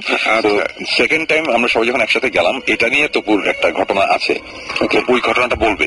ঘটনাটা বলার আগে আমি আবার একটু ইন্টারাপ্ট করি। শিওর। সেটা হচ্ছে এর আগের দিন টেলিফোনে আমি কিছু কথা বলেছিলাম, তপু তখন ছিল আমাদের সাথে, সবাই ছিল, ফাইসাল ছিল, ইশতিয়াক নামে একজন ছিল, ফাইসালের ছোট ভাই। তো আমরা সবাই গিয়েছিলাম। আমাদের ওখানে কিছু ইন্টারেস্টিং কিছু ঘটনা ঘটেছিল, ওটা নিয়ে আমরা শেয়ার করছিলাম। এবং আজকে তপু এসেছে এবং হোপফুলি সামনে আলিফ আসবে। আলিফেরও অনেক ইন্টারেস্টিং ঘটনা আছে। বাট প্রথম আমরা 2 রাত ছিলাম সেখানে। প্রথম রাতের ঘটনা আমি টেলিফোনে বলেছিলাম, ওই ঘটনাটা আমি আবার শর্ট করে আবার বলছি যারা শুনেনি। সেকেন্ড রাতের ঘটনাটা তপু বলবে, বিকজ সেকেন্ড রাতে তপু 2-1টা জিনিস এক্সপিরিয়েন্স করেছে যেটা আমি করতে পারিনি, ওর মুখ থেকে শোনা ভালো। ফার্স্ট রাতের ঘটনাটা আমি আবার রিক্যাপ করছি জাস্ট একটু। সেটা হচ্ছে যে আমরা আমাদের বাসার কোনায় একটা রুম আছে, ওই রুমের মধ্যে আমি পার্সোনালি অনেক কিছু এক্সপিরিয়েন্স করেছিলাম। রুমের টেম্পারেচার প্রচন্ড বেড়ে যায়, উপরে টিনের চালে বাড়ির আওয়াজ হয়, এগুলো আমি একা না, আমার সাথে অনেকবার অনেকে একজন উইটনেস, যেমন আমাদের রেডিও ফুর্তির আর যে অপু একটা উইটনেস, এবং আরো অনেক মিউজিশিয়ান অনেকেই আছে, অনেকেই যারা বিলিভ করে না তারাও উইটনেস। এবং এনিওয়েজ, সো রাত্রে আমরা অ্যাকচুয়ালি রওনা দিয়েছিলাম অনেক দেরি করে। আমরা গিয়ে পৌঁছেছিলাম কখন 2:30 বাজে, তখন 2:30 বাজে। সো ওখানে যাওয়ার পরে আমরা তখন ডিনার করলাম, অনেকটা ডিনার টিনার করে আমরা আড্ডা দিয়ে চাটা খেতে খেতে আমরা তখন বললাম যে চলো ওই রুমে গিয়ে বসি। বিকজ আলিফরা কখনোই এই ধরনের যে শ্রীপুরের বাসার অনেক ঘটনা শুনেছে, আমি চাচ্ছিলাম একটু ওই রুমে একটা কিছু আজকে যদি হয় তাহলে খুব ভালো হয়। নট দ্যাট যে এটা তো আর মিউজিয়াম না, ভূতের মিউজিয়াম যে গেলাম আর আমাদের বললো যে আমরা আসি, তাই না? আমরা অনেকদিন, আমি অনেকবার গিয়েছি, সবসময় তো এরকম কিছু হয় না, কিন্তু আমি মনে মনে কিন্তু চাচ্ছিলাম একটা কিছু হোক, ওরা একটু দেখুক, ওরা একটু শুনুক, জানুক, সামনাসামনি একটু এক্সপিরিয়েন্স করুক।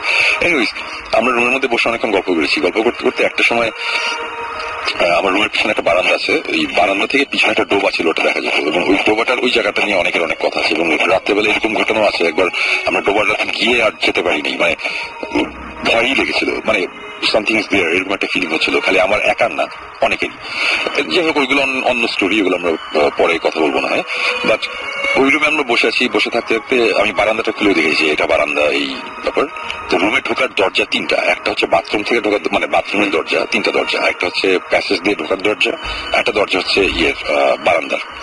এই তিনটা দরজায় আমরা প্যাসেজ দিয়ে যেখানে ঢুকে রুমে এন্ট্রেন্স ঢুকে আমরা বসেছি। আমি বসেছিলাম হচ্ছে, আমার পিছনেই ছিল হচ্ছে ঠিক ওই বারান্দার দরজাটা, আমি চেয়ারে বসা, সামনে একটা বড় খাটের মধ্যে ওরা 4 জন বসা ছিল। হ্যাঁ, তো আমরা বসে গল্প করতে করতে একটা সময় মানে আমার একটা খুব উইয়ার্ড একটা ফিলিং হল, যেটা আমার অনেকবার অনেক জায়গাতে গিয়ে হয়েছে, যেসব জায়গায় হয়েছে ওইসব জায়গায় নিয়ে ছিল ভৌতিক এপিসোড গুলো করা। তো মনে হলো যে পিছন দিক থেকে একটা কিছু আমাকে ক্রস করলো, আমার বাম সাইড থেকে ডান সাইডে চলে গেলো পিছন দিয়ে, এবং তার বাম দিকে আমার পাশে এসে কিছু একটা দাঁড়ালো, এরকম একটা ফিলিং হলো। আমি জাস্ট ঘুরলাম, এটা আমার জাস্ট চোখের ভুল বা কিছু একটা, বা যেটাই যে বলে, কালো রঙের একটা স্কোয়ারিশ একটা শেপ, কত ফিট, 2 ফিট 1.5 ফিট বা 2 ফিট দৈর্ঘ্য প্রস্থ, 2 ফিট এরকম স্কোয়ারিশ একটা কিছু, স্কোয়ার, একদম পুরোপুরি স্কোয়ার, এবং কালো রঙের এবং ট্রান্সপারেন্ট, মানে আমরা অ্যাড অফ ফটোশপে গেলে ওপাসিটি বাড়ালে যে ওই সেটটা দেখা যায়, ওরকম একটু গ্রেইশ হয়ে গেছে। এবং শেপটা কিরকম আমি বলি, সে একটা পাউরুটির কর্নারে আমরা যদি 2-3টা কামড় দিই, তাহলে যেরকম হবে একদিকটা খাওয়া, একটা স্কোয়ার, মানে বাইটের দাগটা থাকবে, একটু ওই ধরনের, ওই টাইপের। আমি জাস্ট 2 সেকেন্ডের জন্য দেখার সাথে সাথেই আমি জাস্ট ঘুরছি। ফয়সাল তখন আমার সাথে একটা গল্প বলছিল যে ওকে একবার বোবা ধরেছিল, এবং এই গল্পটা বলছিল। তো আমি ওরকম জিনিসটা দেখে আমি দেখলাম যে 2-1 সেকেন্ডের জন্য আমার চোখের সামনে ভাসলো এবং নাই, এবং তখন আমি ফয়সালের দিকে তাকালাম, এবং ফয়সাল তখন সাথে সাথে বলা শুরু করলো, ঠিক তখন দেখলাম আমার সামনে কালো একটা জিনিস দাঁড়িয়েছে, এরকম একটা কথা বললাম। আমি তখন খাট করি, আমি যেটা বলি, আমি কোন জিনিসে বিশ্বাস করি না। আমি মনে হলো ফয়সাল যদি আগে আমাকে কালো জিনিসটা বলতো, তারপর যদি আমি কালোটা দেখতাম, তাহলে ওটা অন্য ব্যাপার হতো। একদম। এবং এর আগে আমরা অনেক জায়গায় গিয়েছি, আমাদের ডুয়েট, যেমন আমরা খুলনা ডিভিশনে একটা বাসায় আমাদের ভিডিও ফুটেজের মধ্যে আছে, আমাদের চোখের সামনে দিয়ে ছোট 4 কোণা কালো একটা জিনিস উড়ে চলে গেছে, এবং এটা কোনো এক্সপ্লেনেশন নাই, আমার কাছে ফুটেজ আছে। এবং এই footage in fact Syfy channel ghost হান্টার্সকে আমি দেখিয়েছি, এবং ওরা দেখে ওরাও খুব বলেছে খুবই ইন্টারেস্টিং, এবং ওই টেপের একটা কপি ওদের কাছে আছে, বললো যে আমরা এটা দেখবো, আমরা এটা আরো ভালো করে বোঝার চেষ্টা করবো জিনিসটা কি। ওকে, সো তারপর টাঙ্গাইলে একটা বাসায় এরকম কালো রঙের 4 কোণা একটা শেপ একটা জিনিস, এটা সাকিব জিবরান এরা দেখেছে। সো তখন সাকিব জিবরানের সাথে আমার সেরকম খাতির ছিল না। তো সব জায়গায় আমরা এই কালো জিনিসটা একটা রেফারেন্স পাইতো, মানে আমরা অ্যাকচুয়ালি ভুট্টু শুনলে কি শুনি যে সাদা রঙের কাপড় পরে শাড়ি পরে, কিন্তু ব্যাপারটা আসলে এরকম, ব্যাপারটা কিরকম আমি জানি না, সেরকম ঘটেনি, আমাদের ব্যাপারে ঘটে নাই। আমরা সবসময় কালো এবং খুব উইয়ার্ড 4 কোণা শেপ, ছোট বড় ওই টাইপের।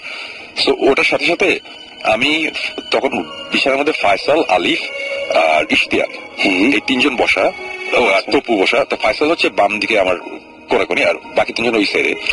আমি হঠাৎ করে দেখলাম যে ওরা কি নিয়ে জানি কথা বলছে। আমি বললাম যে কি ব্যাপার? তখন বলছে যে না শোন ভাই, আপনার পিছনে দরজাটা খোলা। আমি বললাম দরজাটা তো আমি ফিরিয়ে দিয়েছি, এবং দরজাটা হচ্ছে দেখলে বুঝতে পারবো এটা হচ্ছে লোহার দরজা, এবং খুব বড় একটা তালা লাগানোর মতন একটা জিনিস, বেশ ভারী একটা দরজা।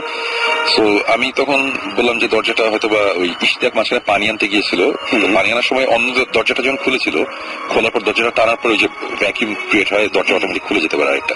আমার মনে হয় এরকম একটা কিছু একটা হয়েছে। তখন তবু বললো যে না শোন ভাই, ও পানি আনার আগে থেকে আমি নোটিস করছি দরজাটা খোলা।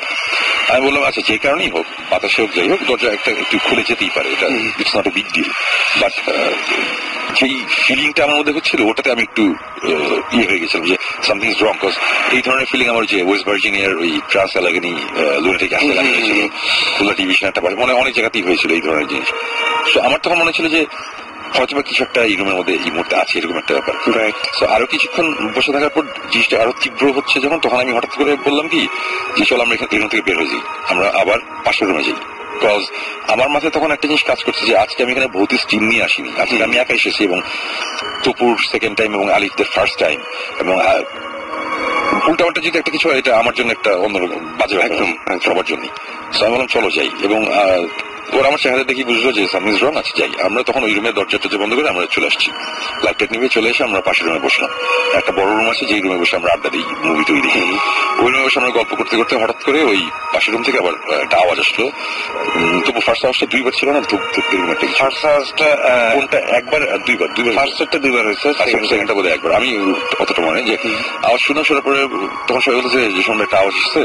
তাহলে আওয়াজ তো টুকটাক হয়, এটা কোনো এটা it's not a big deal, আওয়াজ তো হতে পারে, এটা ব্যাপার না। এরকম এর আগে টিনের চালের উপর মনে হচ্ছিল কেউ মানে কিল মারতেছে, এরকম আওয়াজ আমরা শুনছি কন্টিনিউয়াস সারা রাত হয়েছে আর কি।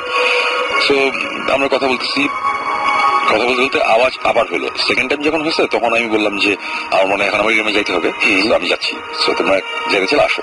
তো বলেছি ঠিক আছে। আমি যে দরজাটা খুললাম, খোলার সাথে আমার পিছনেই ছিল সেগুলো লাইটটা জ্বালাই। আমি বললাম না, লাইট জ্বালাবা না, আমি যে জিনিসটা ফিল করতেছি আমি ওটা ফিল করতে চাই। আমি চোখে তো কিছু দেখার কিছু নাই, আমি বোঝার চেষ্টা করি যে আদৌ রুমের মধ্যে কিছু আসছে কিনা। দরজাটা দিয়ে খোলা, আমরা গেলাম। কি আমি ফার্স্টেই আমি আমার জুতা খুঁজলাম, আমি জানি যে আমার দুটো আমার যেখানে বসেছিলাম ওখানে জুতো খুলেছিলাম আমি। আমার মাথায় না আমার কাছে মনে হচ্ছিল যে জুতাটা দিয়ে কেউ যদি ফ্লোরের মধ্যে বাড়ি দেয় তাহলে যেরকম আওয়াজটা কিছুটা ওরকম। তো ফার্স্টে আমার চোখ গেছে আমার জুতোর দিকে। আমি দেখলাম যে আমার জুতো দুটোই আমার ইয়ের নিচে রাখা, চেয়ারের নিচেও অ্যাকচুয়ালি জুতাটা ছিল না, জুতাটা ফার্স্টে খুলে রাখা হয়েছিল। তারপরে আমি চেয়ারটা টেনে সরানোর পরে চেয়ারের নিচে চলে গেছে। ব্যাপারটা ওরকম। আমি ফার্স্টেই জুতাটা নিয়ে আমি ওই যে বাইরে প্যাসেজ থেকে যেই আলোটা আসছিল আলোতে নিলাম, রুমের তো লাইট আমি নেবানো। আলোতে দেখলাম যে জুতোর নটটা সবকিছু ঠিকঠাক আছে নাকি, দেখে মনে হলো যে পুরো নর্মাল। আমার এটা হচ্ছে ওই হাইকিং বুট টাইপের, আমি এটা ফিতা খুলি না, ফিতা আটকে থাকে। আমি ফার্স্টে খেয়াল করলাম ফিতা খোলা কিনা, ফিতা ঠিক আছে, সব ঠিকঠাক। আমি জুতাটা নিলাম, নিয়ে বললাম যে চলে আসছি। আসার পরে আবার আমরা বসে গল্প করতে করতে একটা সময় আবার আওয়াজ, সেকেন্ড টাইম আওয়াজের পর আমরা আবার গেলাম। এবার গিয়ে লাইট জ্বালাচ্ছি।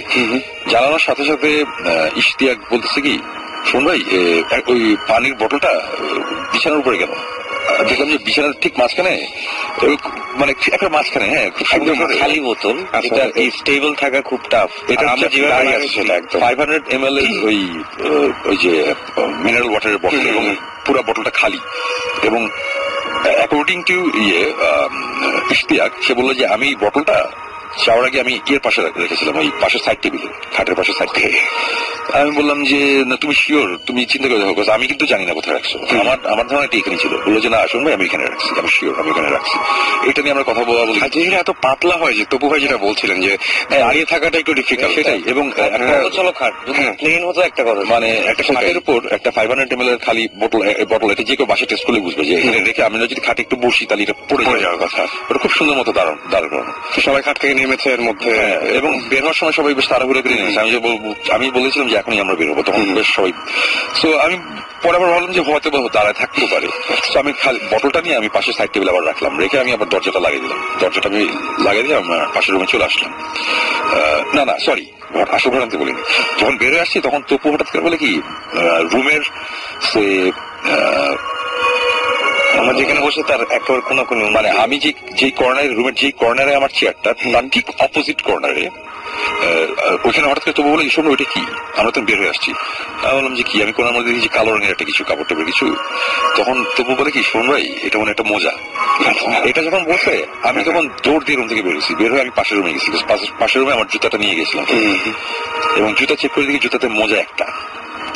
এবং এটা খুবই অ্যাবসার্ড ব্যাপার। তপু আমার লাস্ট 4 বছর তপু আমাকে দেখেছে, এবং সে জানে যে আমি এইসব ব্যাপারে কত পার্টিকুলার। জায়গার জিনিস জায়গায় একদম খুলে সে মোজা ওই জুতার মধ্যে। এবং আমি আমার রুম কিন্তু খুবই পরিপাটি থাকে, মানে আমি যে আমার বাসা কেউ এসে বিশ্বাস করে না যে আমি বাসায় একা থাকি, আমার একটা কাজের লোক থাকে, বাট আমার রুম কিন্তু সবসময় খুব ক্লিন। আমি আমারও মনে হয়নি, আমি দেখে আমি নিজেও সেটা সবাই মনে করে রকস্টাররা তো থাকবে। এনিওয়েজ এটা অন্য কাহিনী।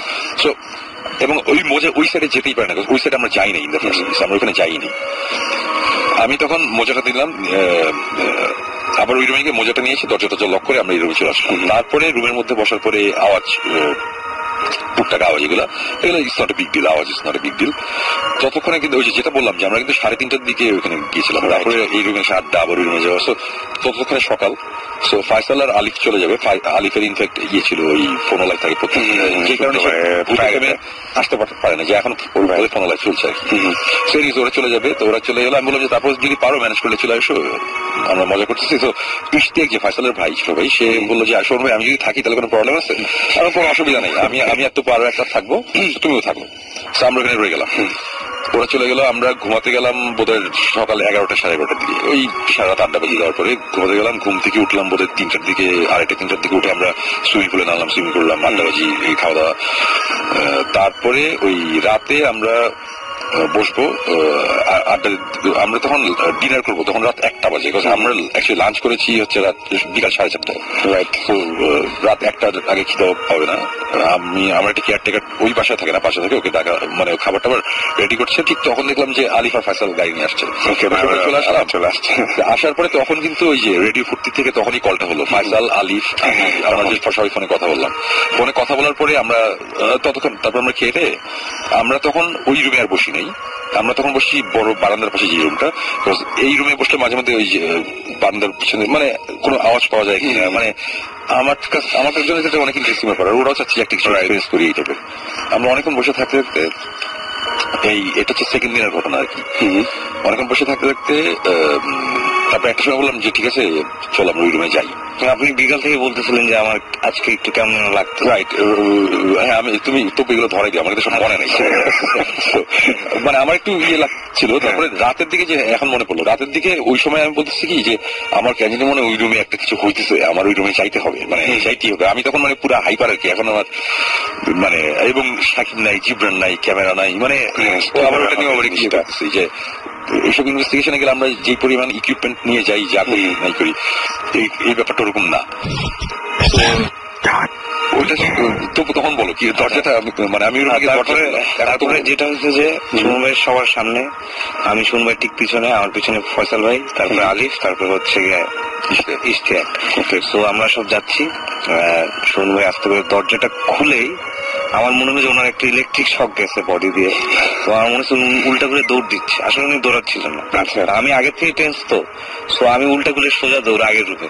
আমার দেখা দেখি আলী, ফয়সাল সব দৌড় দিয়ে ওই রূপে দাঁড়াইছে। আর দুই শুনবে আস্তে আস্তে হেঁটে হেঁটে আসছে, চোখ টোক লাল, হাত কাঁপতেছে। তো উনি বললেন যে দরজা খুলেই ওনার ফিল হয়েছে যে ভিতরে কিছু একটা আছে। এবং তখন আমরা যেটা ডিসাইড করি যে আজকে যাই হোক আমরা আজকে ওই রুমেই থাকবো। এবং এই ফিল তো অনেক সময় হয়, তাই না, যে আছে এরকম বা কিছু একটা। আমি এটা একটু এক্সপ্লেন করি যে ওয়েস্ট ভার্জিনিয়ার ওই যেই অ্যাসাইলামটার কথা বলেছি, যে ভয়ঙ্কর একটা এক্সপিরিয়েন্স হয়েছিল, ওখানে 4তলাতে যেই ফিলিংটা ছিল, আমি বলবো এটার চেয়ে অ্যাটলিস্ট 10 টাইমস বেশি। মানে এখানে ওই রুমে আমি দরজাটা খুলে আমি সাথে সাথে ঠাস করে আবার দরজাটা লাগিয়েছি। মানে ফর এক্সাম্পল যে আমার এই মুহূর্তে যে আমি একদম গুজবাম্পসটাকে এখন দেখা যাচ্ছে, মানে আমি লিটারালি ফিল করতেছিলাম যে সামথিং ইজ ভেরি রং, মানে ওই রুমটার মধ্যে কি জানি একটা, মানে আমার এরকম ফিল খুব কম হয়, মাঝে মধ্যে হয় আর কি। সো এই জিনিসটা খুব বেশি ছিল আর কি ওই দিন। সো তখন আমরা আবার ওই রুমে চলে আসলাম। তখনই আমরা ডিসিশন নিলাম যে কি হবে আজকে ডিসিশনটা কি। আমি একটু কনফিউজড, বিকজ আমার সাথে আজকে যারা আছে এরা ভর্তি স্টিমের না, এরা এক্সপিরিয়েন্স না, এবং আমরা কোনো ইনভেস্টিগেশনে আসিনি।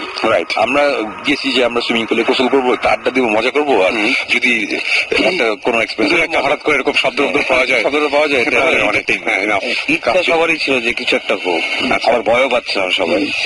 বাট শেষ পর্যন্ত আমরা ডিসাইড করলাম যে আজকে যাই হোক থাকবো আমরা এই রুমটাতে। এবং তারপরে আবার আমরা গেলাম, সুমন গিয়ে লাইট জ্বালাবেন, জ্বালায় ওনার ঢোকার সাথে সাথে আমি দেখছি ওনার মুভমেন্ট, এক্সপ্রেশন সবকিছু চেঞ্জ। কেমন জানি করতেছেন উনি, মানে একটু কেমন ঘাটটা চুলকাচ্ছেন, ইয়ে করতেছেন, চোখটা কেমন একটু লাল লাল। উনি চেয়ারে বসছে আর আমরা সবাই গিয়ে খাটের মধ্যে বসলাম। বসে সুমন যেটা বলতেছিল যে আজকে তোমাদের একটা লাইফ টাইম এক্সপিরিয়েন্স হবে, সো বি রেডি। আমাদের কেন শুনবে কি হয়েছে। আর আমি এমনিতে কিন্তু অনেক ভীতু, মানে অনেক ভীতু হচ্ছে গিয়ে আজাইরা জিনিসের ভীতু, কিন্তু শব্দ হইলেই আমার মনে হয় কি না কি হচ্ছে আসলে এরকম। তো আমি গিয়ে বললাম যে কেন শুনবে কি হয়েছে, মানে আমরা সবাই কিন্তু টেন্স, কারণ শুনুন ভাই ইজ নট নর্মাল, হাত কাঁপতেছে, পা কাঁপতেছে। শুনে বলে যে এই মুহূর্তে এই রুমে একটা জিনিস আছে, সো আমি ওটা ফিল করতেছি। এটা বলার সাথে সাথে আমি দেখলাম যে ওনার এই ঘাড়ের উপর থেকে যত রগ আছে মাথার এইখানকার সব রগ আমি দেখতে পারতেছি, তার মুখ এবং ঘাড় সব জায়গায় রগটা দেখতে পারতেছি। এবং এইটা কোনো নর্মাল মানুষের পক্ষে এটা সম্ভব না ক্রিয়েট করা, যদি না কেউ তার গলা চেপে ধরে বা গা চেপে ধরে, যে ব্লাড সার্কুলেশন বন্ধ হয়ে যায়। কিন্তু নর্মাল হাত কাঁপতেছে, পা কাঁপতেছে, ওনার সব রগ বের হয়ে গেছে এবং তার চোখ লাল হয়ে গেছে, মনে হচ্ছে চোখ দিয়ে রক্ত পড়তেছে, এমন একটা ফেস ছিল ওনার। এবং এই জিনিসটা করে সুমন ভাই বলতেছেন যে আমি এই জিনিসটা দেখিনি যেটা তোমরা এক্সপিরিয়েন্স করছো। আমি তখন হয়েছে কি, আমি যখন আমার যে ফিলিংটা, এই ফিলিংটা আমার ওই আগে অনেকবার হয়েছে। সেটা হচ্ছে যে মনে হয় যে ঘাটটার কেমন জানি হয়ে যেতেছে। এটা আমি জানতে চাচ্ছিলাম যে তখন আপনার আসলে কেমন লাগছিল। এটা আমার এর আগে আমি অনেকবার ভূতে ফিল্মে বলছি যে যাওয়ার পর দেখলাম যে গা প্রচন্ড গরম লাগছে, মনে হচ্ছে কিছু পিঞ্চ করতেছে গায়ের মধ্যে, মানে পুরো অন্যরকম একটা ফিলিং হয়। গা অনেক সময় এক্সট্রিম লেভেলে চামড়া জ্বলা শুরু করে, মনে হয় যে আমার অনেক জ্বর আসছে, গা অনেক গরম লাগতে থাকে, ঘাটটা অনেক ব্যথা করতে থাকে, মানে ব্যথা ঠিক না, মানে ভার হয়ে যায়, মানে অ্যাজ ইফ ঘাড়ের উপর কেউ বসে আছে, এরকম একটা জিনিস হয়। এই ধরনের ফিলিং এর আগে আমার হয়েছে, বাট ওই দিন অনেক বেশি হচ্ছিল আর কি। সো আমি না তখন ওদের দিকে তাকাচ্ছি, তখন হঠাৎ করে আলিফ আর তোমরা বলতেছে যে শুনবে আমরা কি চলে যাবো ওই রুমে? আমি বললাম যে কেন যাবো? বলে আপনি কি অসুস্থ, আপনার শরীর খারাপ মনে হচ্ছে? আমি বললাম যে না, আমার শরীর খারাপ না, আমার যেটা হইতেছে এরকম হয়। আর তখন আমি তাদের বলেছি যে দেখো, তোমরা যে আজকে এখানে আসো, এখন এই মুহূর্তে রুমের মধ্যে যেটা হইতেছে এটা তোমরা হয়তো বুঝতেছো না, বাট তোমরা এক্সপিরিয়েন্স চেয়েছো, এই I give you the experience. এখানে বসে থাকো, কিছু হলেও হবে, না হলেও তোমরা বলতে পারবো যে একটা কিছু রুমের মধ্যে হয়েছে। বিকজ আমি তখন পুরো বুঝতেছি সামথিং রং এই রুমের মধ্যে, এরকম একটা কিছু যেটা হতে যাচ্ছে, তখন তো হচ্ছেই। আচ্ছা, আমরা একটা মেজর জিনিস বলি নাই, তো আমরা স্কিপ করছি। কোনটা? বালিশের কথাটা। এই ঘটনাটা কোথা থেকে শুরু বলি, আমরা রুমের মধ্যে ঢোকার পর তো লাইট জ্বালাইছিলাম। আসল যেটা দিয়ে শুরু হয়েছে আর কি ঘটনাটা, রুমে ঢোকার পর আমরা বিছানার উপরে, আসল ঘটনা বলি নাই, বিছানার উপরে 2টা বালিশ রাখা, এক মাঝখানে 2টা বালিশ, তার পাশে একটা বালিশ, 3টা বালিশ রাখা, মানে সিঁড়ির মতো না, একটার উপর আরেকটা পাশে। এবং গেস হোয়াট, তার উপরে কি, তার উপরে একটা মোজা লম্বা করে সাজে রাখা। এবং এটা হচ্ছে, এবং এটা পরে এবং আমার থেকে আবার আমরা চেক করে তার সেকেন্ড টাইম ঢোকার পরে ওই ঘটনাগুলো ঘটে। রুমে চেক করে দেখি যে আমার জুতাতে অ্যাজ ইউজুয়াল একটা মোজা নাই। হ্যাঁ, রুমটা কিন্তু আমরা লক করে চলে আসলাম এর আগে। সিনটা না খুব অদ্ভুত ছিল, মানে 2টা বালিশ। এইটা দেখার পরে তখন এটা নিয়ে যখন ওরা কথা বলছে, তখন আমি বলছি যে দেখো, এখন যে জিনিসগুলো হইতেছে এগুলো খাওয়া হইতেছে না, কোন একটা ব্যাপার আছে, তোমরা মজার, মানে খুব ইন্টারেস্টিং একটা কিছু এক্সপিরিয়েন্স করতেছো। তখন ওরা বলতেছে যে, ওরা দাঁড়াইছে, তখন আমি ওদের বললাম যে তোমরা বিছানায় বসো। তো তপু তখন বিছানায় জাস্ট বসতে গেছে, আমি তখন তপুকে বললাম তপু একটু পাটা সরো। তো পাশে হলো বিছানার নিচে আমি কিছু একটা দেখতেছি, আমি নিচে তাকায় দেখি যে 2টা বালিশ রাখা। তো আমাদের ওই রুমের বিছানার উপরে 5টা বালিশ ছিল। 5টা বালিশ ছিল, এটা আমার এত স্পেসিফিক ভাবে কেন মনে আছে কেউ যদি জিজ্ঞেস করে, এটা আনসার হচ্ছে যে প্রথম রাতে যখন আমরা থাকার জন্য ব্যবস্থা বিছানা করার করছিলাম, বড় রুমটার মধ্যে মাটিতে বিছানা করা হবে, মানে একটা রুমে ফয়সাল আলিফ থাকবে আর একটা রুমে আমরা 3 জন থাকবো। ওই রুমের খাটটা বড়, বাট মাটিতে একটা বিছানা করবো। তখন বালিশ এগুলোর দরকার হচ্ছিল। তখন ওই রুমে আমি গেছিলাম যে বালিশের জন্য, তখন ওইখান থেকে বালিশ নিয়ে এসেছিলাম, তারপরে ওখানে 5টা বালিশ ছিল। ওই রুমে অনেক বালিশ চাদর রাখা ছিল। তো আমি জানি এখানে 5টা বালিশ। তো ঢোকার পরে তখনও কিন্তু মাথায় আসে না যে 2টা বালিশ কই। 2টা বালিশ আমরা পাই খাটের নিচে, আর খাটের উপরে 3টা বালিশ এইভাবে সাজানো এবং মোজা রাখা। আমরা তখন ধরে ওই রুমে যাওয়ার পরে ওই রুম থেকে উদ্ধার করে, মানে জুতা দেখি যে জুতার মধ্যে মোজা নেই। ও আচ্ছা, আরেকটা জিনিস, এটাও তো ভুলে গেছি, আমরা এর আগে ওই রুমে যাওয়ার আগে যখন গল্প করতেছি মোজা নিয়ে, ওই জুতা মোজা নিয়ে কিন্তু আমরা গল্প করতেছিলাম এর আগের রাতের ঘটনা। তখন তবু বলছিল কি, শুনবে আপনার একটা জুতা, আমি তখন খেয়াল করছি যে শুনবে একটা জুতার মধ্যে মোজা নেই, মোজাটা ঢোকানো থাকে তো দেখা যায় বাইরে থেকে। অবশ্যই আমার মাথায় আগের রাতে ইয়ে করতেছে, ছয় মূল্যে মোজা নেই। আমি শুনে একই জিনিস, আমি তখন বিছানায় শুয়ে হয়তো 2টা ঢুকে, আমি একটার মধ্যে ভিতরে ঢুকছে বা একটা ভিতরে আছে, মানে মোজা দেয়, মোজা কোনো দিক দিন এরকম একটা ব্যাপার। ওইখানে যাওয়ার পর যখন ওই মোজাটা দেখছি, তখন আমি তো দেখে বুঝতেছি এটা আমার মজাই। আমি মোজাটা নিয়ে ধরে তখন আমরা ঢুকে দেখলাম যে হ্যাঁ, ওইখানে মজা নেই, এই ব্যাপার।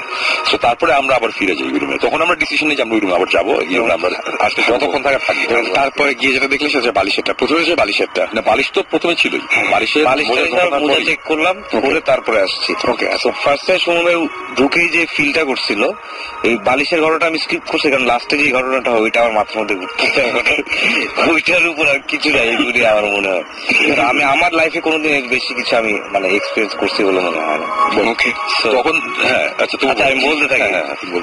সেটা যে সামনে সময় বসে আছে, ওনার চোখ লাল, রক সব বের হয়ে আছে। তো আমি আমার সবসময় আমি ভয় পাই, শুনবে জানে আমি অলওয়েজ ভীতু, আমি যে কোনো কিছুতে ভয় পাই। বাট আমি ওই সময় না, আমি সুমন ভাইয়ের সাথে কথা বলতেছি, সুমন ভাই কেমন লাগতেছে আপনার, কি মনে হচ্ছে? তখন না একটা হাসি এসে মানে সে খুব নর্মাল আমি উইচ ইজ নট নর্মাল। তারপরে হাসি হাসি মুখে সুমন ভাই জিজ্ঞেস করছে, সুমন ভাই কি কেমন লাগতেছে আপনার? সুমন ভাই বলে যে আমার মনে হচ্ছে যে কিছু একটা আমার পিছন দিয়ে ধরে রাখছে, আমাকে পিছনে পুরো জড়ায় ধরে রাখছে। তো এই করতেছে, সুমন ভাইয়ের ফেশিয়াল এক্সপ্রেশন চেঞ্জ হচ্ছে, উনি কাঁপতেছে, আমরা দেখতেছি সবাই। এই সময় আলিফ উঠে গিয়ে পাশে খাটের পাশে দাঁড়ায় আছে। আমি আলিফ ওখানে দাঁড়ায় আছে, শুনে বলে যে ভিতরে বসো, ওই জায়গাটা সেফ। উনি ওই অবস্থায় বলতেছে আমাদেরকে, এবং ওই রক্তটা কিন্তু বের হওয়া চলতেছে এবং বলতেছে। আলিফ বলে যে না আমি বসবো না। সে এতই ভয় পেয়েছে সে দরজা দিয়ে বাইরে হয়ে যাবে এমন একটা প্ল্যান যদি কিছু হয়। আমি পুরো নর্মাল, আমি জিজ্ঞেস করলাম শুনবো আমি যদি আপনার পিঠে হাত দিই তাহলে কি আমি কিছু দেখতে পাবো? সুমন ভাই পুরো কড়া গলা বলছে না তুমি দেখবা না, তুমি বসে থাকবে। ওই সময় চেঞ্জ আসছিল বাইরে না, আমি তখন ওরা আমি যখন বলতেছি যে তোমরা এরকম করতেছো কেন, ওরা বলছে শুনুন ভাই আপনার চেহারা চেঞ্জ হয়ে গেছে। আমার চেঞ্জ হয়ে গেছে মানে বলে আপনার মুখ ফুলে গেছে, আপনার মুখ পুরো লাল, সব রক দেখা যেতেছে, আপনার চোখ বের হয়ে আসতেছে, আপনার চোখ পুরো টকটকা লাল। সময় ফিল করা উচিত ছিল।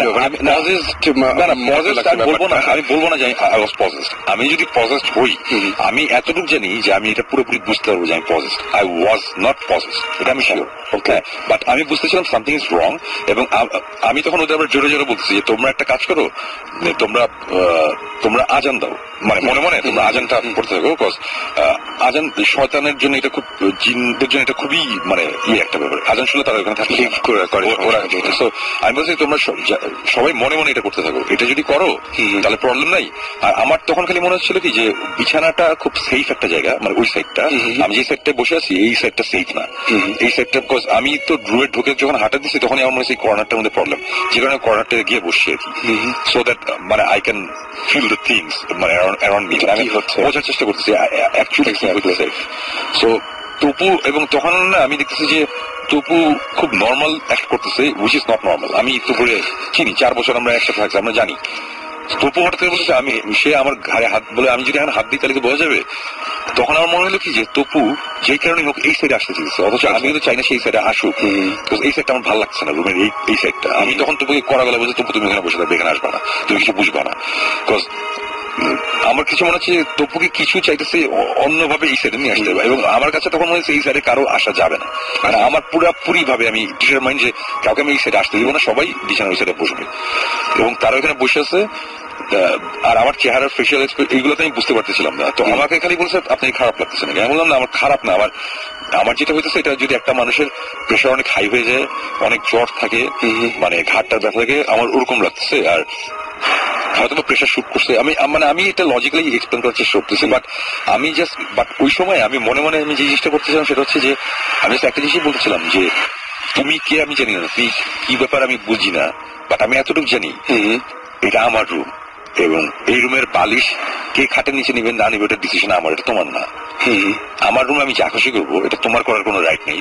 You don't belong here, so you get out of my place. আমি বারবারই কথা, মানে মনে মনে আমি এটা করতেছি বারবার, মানে অ্যাজ ইফ আমি কারোর সাথে ঝগড়া, মানে আমার পুরো ফিলিংটা ছিল কি যে আমি কারোর সাথে আসলেও একটা কনভারসেশনে, আর আমি যখন বিড়বিড় করে এগুলো বলতেছি ওরা বুঝতেছে না, আর আমি ওদের বলেছি তোমরা মনে মনে আজান দাও। এবং পরে তো পরে বলছে যে শোন ভাই আমি একামাত দেওয়া শুরু করছিলাম, আর আমার নিজেরও গা এখন শেষ করছে। আলিফ পরে বলে যে শোন ভাই আমি লা ইলাহা ইল্লাল্লাহ পড়তেছি, আর কিন্তু আমি আজান দিতে পারতেছিলাম। মানে এরকম একটা সিচুয়েশন, মানে সবাই ওই সময় ভুলেও যায় আসলে, অনেক সময় ভয়ে মানুষ অনেক কিছু উল্টাপাল্টা খালি পয়সা দিয়ে দিচ্ছে। ফাইসাল চুপ করে, ফাইসালের চেহারা পুরো এক্সপ্রেশনলেস, ওর কোনো এক্সপ্রেশন নেই, ও জাস্ট চুপ করে বসে আছে। ইস্তেক যে ফাইসাল ভাই সে পায়চারি করতেছে, সে বোঝার চেষ্টা করতেছে কি আমি খালি বলতেছি এই সাইডে আসবে না। এই করতে করতে একটা সময় মুছে দাঁড়ায় পড়ছি। আমি দাঁড়ায় আমি পিছনের বারান্দার দরজাটা খুলছি, যে বারান্দার থেকেও যায় না আর কি, ওই বারান্দার দরজাটা খুলছি, খুলে আমি দাঁড়ায় আছি, আজ তুমি বাইরে হয়ে যাও। মানে আমি তখন আমি ওদের বুঝতে দিতে চাইতেছি না আমি কি করতে যাচ্ছি। আমি বারান্দায় গিয়ে তারপরে যেটা করলাম যে বারান্দায় আমি দরজা লাগিয়ে দিলাম, আমি বারান্দায় একা বসে আছি, দাঁড়ায় আছি, আর ওরা ভিতরে। আমার তো ফিলিংটা আমার মধ্যে আছে, যতক্ষণ ফিলিংটা আমার মধ্যে আছে ততক্ষণ তার মানে হচ্ছে যে দিস থিং অথবা এই ফিলিংটা অ্যারাউন্ড মি মানে হচ্ছে আমার আশেপাশে আছে একদম। আমি চাইতেছি যে এই রুম থেকে সেটা বাই করতে, আমি বারান্দায় গিয়ে দাঁড়াইছি, এখন দাঁড়ায় থাকতেছি আর আমি বলতেছি, আমি জাস্ট বলতেছি গেট আউট। শেষে এক সময় বেশ জোরে বলছি যে গেট আউট। থার্ড টাইম যখন জোরে বলছি ওটা বোধহয় তোমরা শুনছো বারান্দা থেকে। এবং তখন যে জিনিসটা হইলো এটা হচ্ছে যে অ্যাজ ইফ আমার এই যে অস্বস্তি লাগে, যে ঘাড়ের মধ্যে প্রেশার, এই জিনিসটা পুরো ধাম করে নাই। মানে আমি এর আগে বলছিলাম না যে ওয়েস্ট ভার্জিনিয়াতে 4th ফ্লোর থেকে যখন আমি সিঁড়িতে যাই, আমরা সিঁড়িতে যাওয়ার সাথে সাথে মনে হলো একটা প্রশান্তি, মানে একটা কিছু একটা নাই, নেমে গেল ঠিক ওই ফিলিংটা। এবং এই ফিলিংটার 1 সেকেন্ড এদিক সেদিক, আমার সামনে 2-3টা গাছ ছিল, অন্ধকারে কিছু দেখা যাচ্ছে না, গাছের মধ্যে একটা আওয়াজ, টাক টাক টাক, এরকম 3টা আওয়াজ, আর একটা ডালপালা নড়ার একটা আওয়াজ। আমি বলতেছি না যে একটা কিছু আমার জিনিস ছিল ডুবে চলে গেছে গাছের মধ্যে, আমরা আসলে কিছুই বলছি না, আমরা জাস্ট কি হয়েছিল সেটা বলছি। এবং হয়তো গাছে তখন একটা কাঠ বিড়ালি বা কিছু থাকতেও পারে, এটা আমি জাস্ট মনে হলো যেটা বলার দরকার আছে। তো এই ঘটনা এটা হওয়ার পরে আমি সাথে সাথে রুমের মধ্যে ঢুকছি। ঢোকার পরে তখন আমি শুনবে বলতেছে যে উনি কথা বলতেছেন যে চলে গেছে সব, কিন্তু উনি পিঠ চুলকাচ্ছিলেন। তো আমি ইয়ে করলাম, সময় কি আপনার পিঠে কি হয়েছে, কি সমস্যা? মানে আমার এখানে ব্যাপারটা হচ্ছিল কি, আমরা এখানে যাওয়ার পরে কয়েক মিনিট তখন তো আমি নর্মাল হওয়া শুরু করছি। ওই সময় মানে আমি তখন নর্মাল মানে কি, আমি তখন মনে হচ্ছে যে কোনো প্রবলেমই নাই এই রুমের মধ্যে, we are very much protected, কোনো অসুবিধা নাই, এভরিথিং ইজ ফাইন। এবং আমি হাসতেও ছিলাম যে আর যাই হয়েছে না হয়েছে, বাট এখন আমরা ফাইন, আমরা এখন কোনো সমস্যা নেই। এগুলো বলতে বলতে আমি তখন বুঝতেছি আমার শরীর একটু ব্যথা করতেছে। তারপরে হঠাৎ করে বলতাম যে পিঠে বেশ ব্যথা করতেছে, পিঠের নিচ দিকটায় মানে বেশ, মানে ব্যথাটা একটু বেশি। আমি তখন বললাম, আমি তখন পিঠে হাত দিতেছি, তখন তপু আমার বললো যে শুনভাই কি সমস্যা কি? আমি শুনভাই বলে দেখো তো কি হচ্ছে। আমি তখন গেঞ্জি উঠাইছি, উঠে যেটা দেখলাম যে ওনার মাঝখানে মেরুদণ্ড, আর বাকি কোনাকুনি ভাবে টিপটা যদি কামড় দেয় মানুষজন বা মশা কামড় দিলে ফুলে যায় না, চারপাশে উঁচা হয়ে যায়, একদম পুরো ডিজাইন করা 3 কোণা এরকম দাগ মেরুদণ্ডের পাশ দিয়ে, পিরামিড শেপের, মানে একেবারে সিনক্রোনাইজ। এগুলো নট দেন যে আনইভেন এরকম কিছু না, সিনক্রোনাইজ। এবং ওইটারই ভিডিও আছে আমাদের কাছে, পুরো সিনক্রোনাইজ, একটার পর একটা। ধান যেমন বুনলে যেরকম হয় ওরকম গ্যাপে গ্যাপে 3 কোণা মেরুদণ্ডের 2 পাশ দিয়ে নিচের দিকে নেমে গেছে দাগ অনেকগুলা। এটা কি কোনো পেন্টাগ্রাম টাইপের, এরকম টাইপের? পেন্টাগ্রাম না, কিছুটা ট্রায়াঙ্গেল বেসটা হয়তো বা নাই, মানে এরকম 2 কর্নার 2টা আছে উপরে মানে। এবং আমি তো তখন ওরা না দেখে বলতেছে যে দিস ইজ ক্রেজি, এগুলো বলতেছে। আমি কি হয়েছে ভিডিও করো, তখন সে আমার আইফোনটা নিয়ে ভিডিও করে আমার দেখালো। আমি দেখে আমার কাছে মনে হচ্ছে কি যে খুব ডিজাইন করে লাইন ধরে যদি মশাদের আমি দাঁড়া করে দিই, তাহলে এখন কামড়া রক্ত খাইবার চলে যাবে, মানে খুলে যাবে জিনিসটা। আমার মানে খুবই উইয়ার্ড, মানে আমি এই ব্যাপারটা আমি এখনো বুঝতে পারছি না। এবং এই ভিডিওটা আমি সাকিব, জীবন সবাইকে দেখাইছি, ওরা সবাই বলতেছে যে সময়টি কি, মানে এটা কিভাবে হবে, সেটা সম্ভব কিভাবে? মানে আমি রুমের মধ্যে ওদের সামনে, আমি বারান্দায় গেলাম, বারান্দা থেকে আসলাম, তারপরে আমি ওদের চোখের বাইরে ছিলাম একমাত্র যখন আমি বারান্দায় ছিলাম, রাইট? তো তারপরে সকালের দিকে আমি আবার গিয়ে আমি বারান্দায় গেছি, মানে তখন অন্ধকার। আমি বারান্দায় গেছি একটা কারণেই, বারান্দায় দেখার জন্য যে এখানে এরকম কিছু আছে কিনা যেখানে আমি হেলান দিলে বা ঠেস দিলে এরকম কিছু হতে পারে, সেই টাইপের কিছু হয় নাকি। আমি ইঞ্চি খুঁজছি, আমি কোথাও কিছু পাইনি। এবং এটা হচ্ছে কোথাও ঠেস দিলে যে জিনিসটা হওয়ার কথা, এই দাগগুলো মোটেও তা না, এটা পুরো ফুলে আছে এবং কামড় দিতে হবে কিছু একটা। অবশ্যই কামড়ানো হয়, লাইন ঠেস দিলে হবে কি যে বাইরে থেকে দিলে গেঞ্জিটা ফুটা হয়ে যাবে, কিছু হবে, কিছু একটা হবে। কিন্তু এটা পুরো উঁচা। এবং সবচেয়ে উইয়ার্ড জিনিস সেটা হচ্ছে এই দাগ ধরেন 15 মিনিট তারপরে চলে গেছে পুরো ভ্যানিশ, ওখানে আর কোনো দাগ নেই ওনার। মানে এই দাগটাও যে নাই কিছুক্ষণ পরে ওটা, মানে আমি তখন ওরা তো একটু কনসার্ন ব্যাপারটা কি হইতেছে। আমি কতক্ষণ পর হাত দিয়ে দেখি না ফোলা জিনিসটা নাই। আমি বললাম যে আমার ওরকম কিছু লাগতেছে না।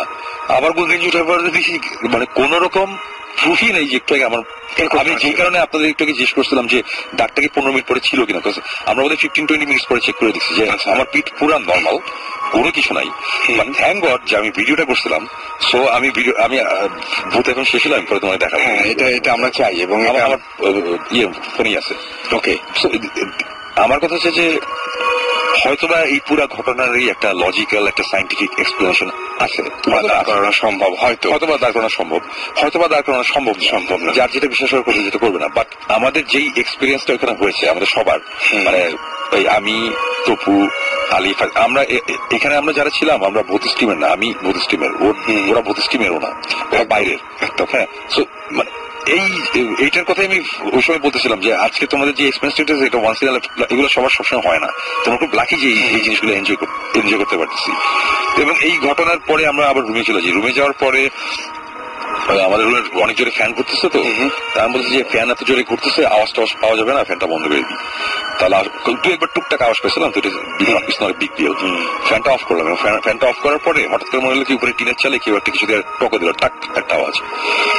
এটা তো গাছেও পেয়েছিল একবার, এবং আওয়াজটা পুরা টেম্পো, আমরা যে মিউজিক শুনি না একটার সাথে আরেকটা যে গ্যাপ থাকে, গ্যাপ ইজ সেম। একটা আওয়াজ হইলো, 2 সেকেন্ড পর আরেকটা আওয়াজ হলো একটু সামনের দিকে, 2 সেকেন্ড পর আরেকটা আওয়াজ।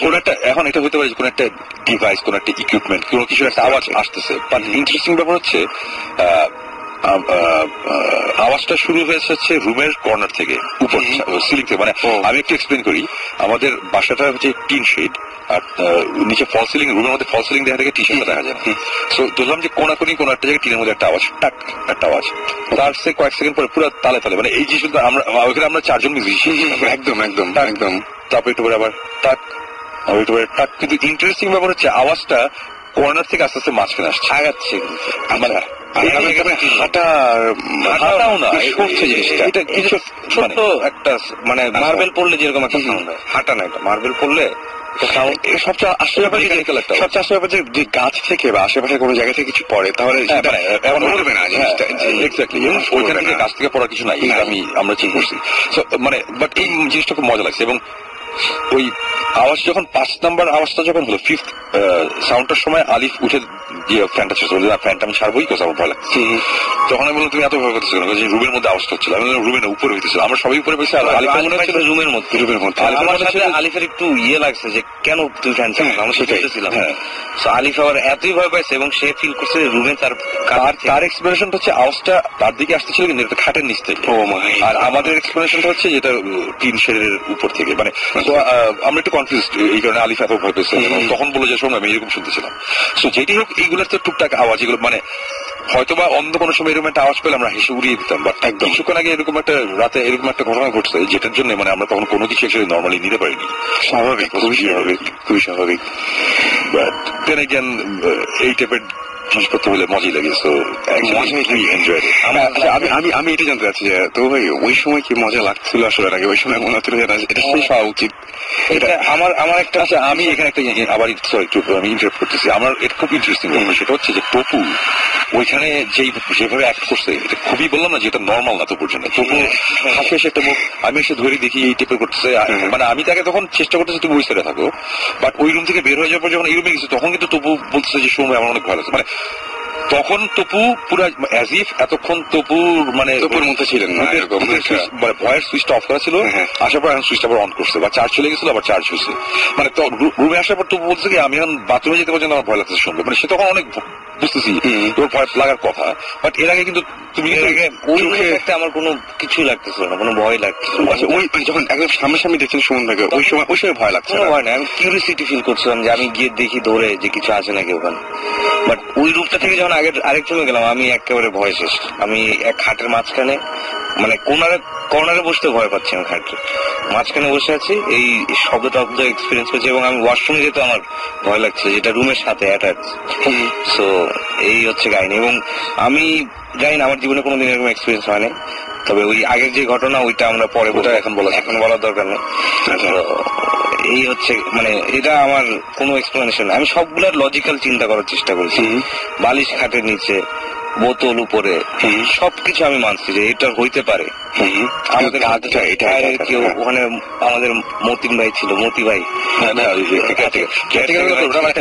মানে আমার এক্সপ্রেশন হচ্ছে ঠিক আছে হয়তো বা তবু ফাইজলামি করে এটা করছে, বালিশ বটল রাখছে অথবা ইস্তেক করছে, আর ইস্তেক মনে করছে হয়তো বা আমি করছি বা তবু, আমরা এগুলো সবকিছুরই এক্সপ্রেশন দিতেছি এবং দিলাম। But end of the day আমার দাগের এক্সপ্রেশন আমার কাছে নাই। সামনে হয়েছে এবং সুমনের যে ফেস ওইটা আমাদের কাছে, আপনি তো এটা জানেন না, ওটা আমি দেখিনি। যে ওনার যে ফেস, আমি তো 4 বছর ওনার সব ধরনের ফেস আমি দেখছি, রাগ, দুঃখ, কান্না, হাসি সবই দেখছি, বাট এইরকম এক্সপ্রেশন আমি জীবনে দেখি না। মানে তার সবগুলো রগ বের হয়েছে এবং একটা মানুষের নিচ থেকে এটা করা ইম্পসিবল একটা ব্যাপার। ফেসের প্রত্যেকটা রগ দেখা যাচ্ছে তার। এটা খুব অদ্ভুত ব্যাপার। এমনি গলা টলার সময় দেখা যেতে পারে, কিন্তু কপালের রগ বের হয়ে গেছে, প্লাস হচ্ছে পিঠের দাগ। ডিজাইন করা যেটা শুনলাম, তো এটার কোনো আমি লজিক পাই। অন্যগুলো আমি যাই হোক আমি চিন্তা করতেছি যে ওইটা হইতে পারে, যে কেউ করতে পারে, এটা কোনো কিছু না, কিন্তু ওই জিনিসের কোনো লজিক আমার কাছে না। এ ধরনের ঘটনা আপনাদের অনেকই থাকতে পারে যারা শুনছেন আমাদেরকে, তাই বলবো যে জানা থাকে আপনাদের এরকম কোনো কিছু, তাহলে অবশ্যই আমাদের SMS করুন, লিখে ফেলুন SHOUT শাউট স্পেস আপনার নাম স্পেস আপনার মেসেজ পাঠিয়ে দিন 9840 নাম্বারে। আর আমাদের যদি SMS করে তো ছোট করে লিখতে হয়, যদি বড় সড়ো কোনো ধরনের কোনো ঘটনা শেয়ার করতে চান তাহলে আমাদের মেইল করুন। আর মেইল করতে হবে হচ্ছে শাউট ভূত FM, ভূত FM মানে আমি স্পেলিংটা একটু বলে দিই, BHOOT ভূত FM @radiofurti.fm এ SMS করতে আপনি ইচ্ছা করলে আপনার ইমেল করে আপনার ঘটনাগুলো শেয়ার করতে পারেন। আমি বলতে পারবো যে আমাদেরকে এই মুহূর্তে দেখতে পাচ্ছি জাকি আমাদের SMS করেছেন, এছাড়া SMS করেছেন শাফিন, SMS করেছেন দীর্ঘদিন, আচ্ছা SMS করেছেন মুন্না, এছাড়াও আমাদের SMS করেছেন হাসান ভৌতিস টিম, আচ্ছা ভূত FM এর ভৌতিস টিম এবং ভূত FM এর কাছে পিঞ্জু আমাদের SMS করেছেন। এছাড়াও ভুবান, ইশাক, চমক, রাফায়াত, আরশিয়া, নাভিদ, পলাশ, রনু এবং আমাদের SMS করেছেন শ্যামল, ওয়াসেক সহ আরো অনেকে। থ্যাংক ইউ আমাদের সাথে থাকার জন্য। এন্ড আমরা কি একদম একটা গান শুনে আসি, ফুয়াদ ফিচারিং তপু এবং আনিদার একটাই গান শুনে আসবো এবং তারপরে আমরা আবার ব্যাক করবো। সো স্টে টিউন রেডিও ফুর্তি এন্ড ডোন্ট স্টপ দ্য ফুর্তি। ফিরে আসছি একটু পরেই।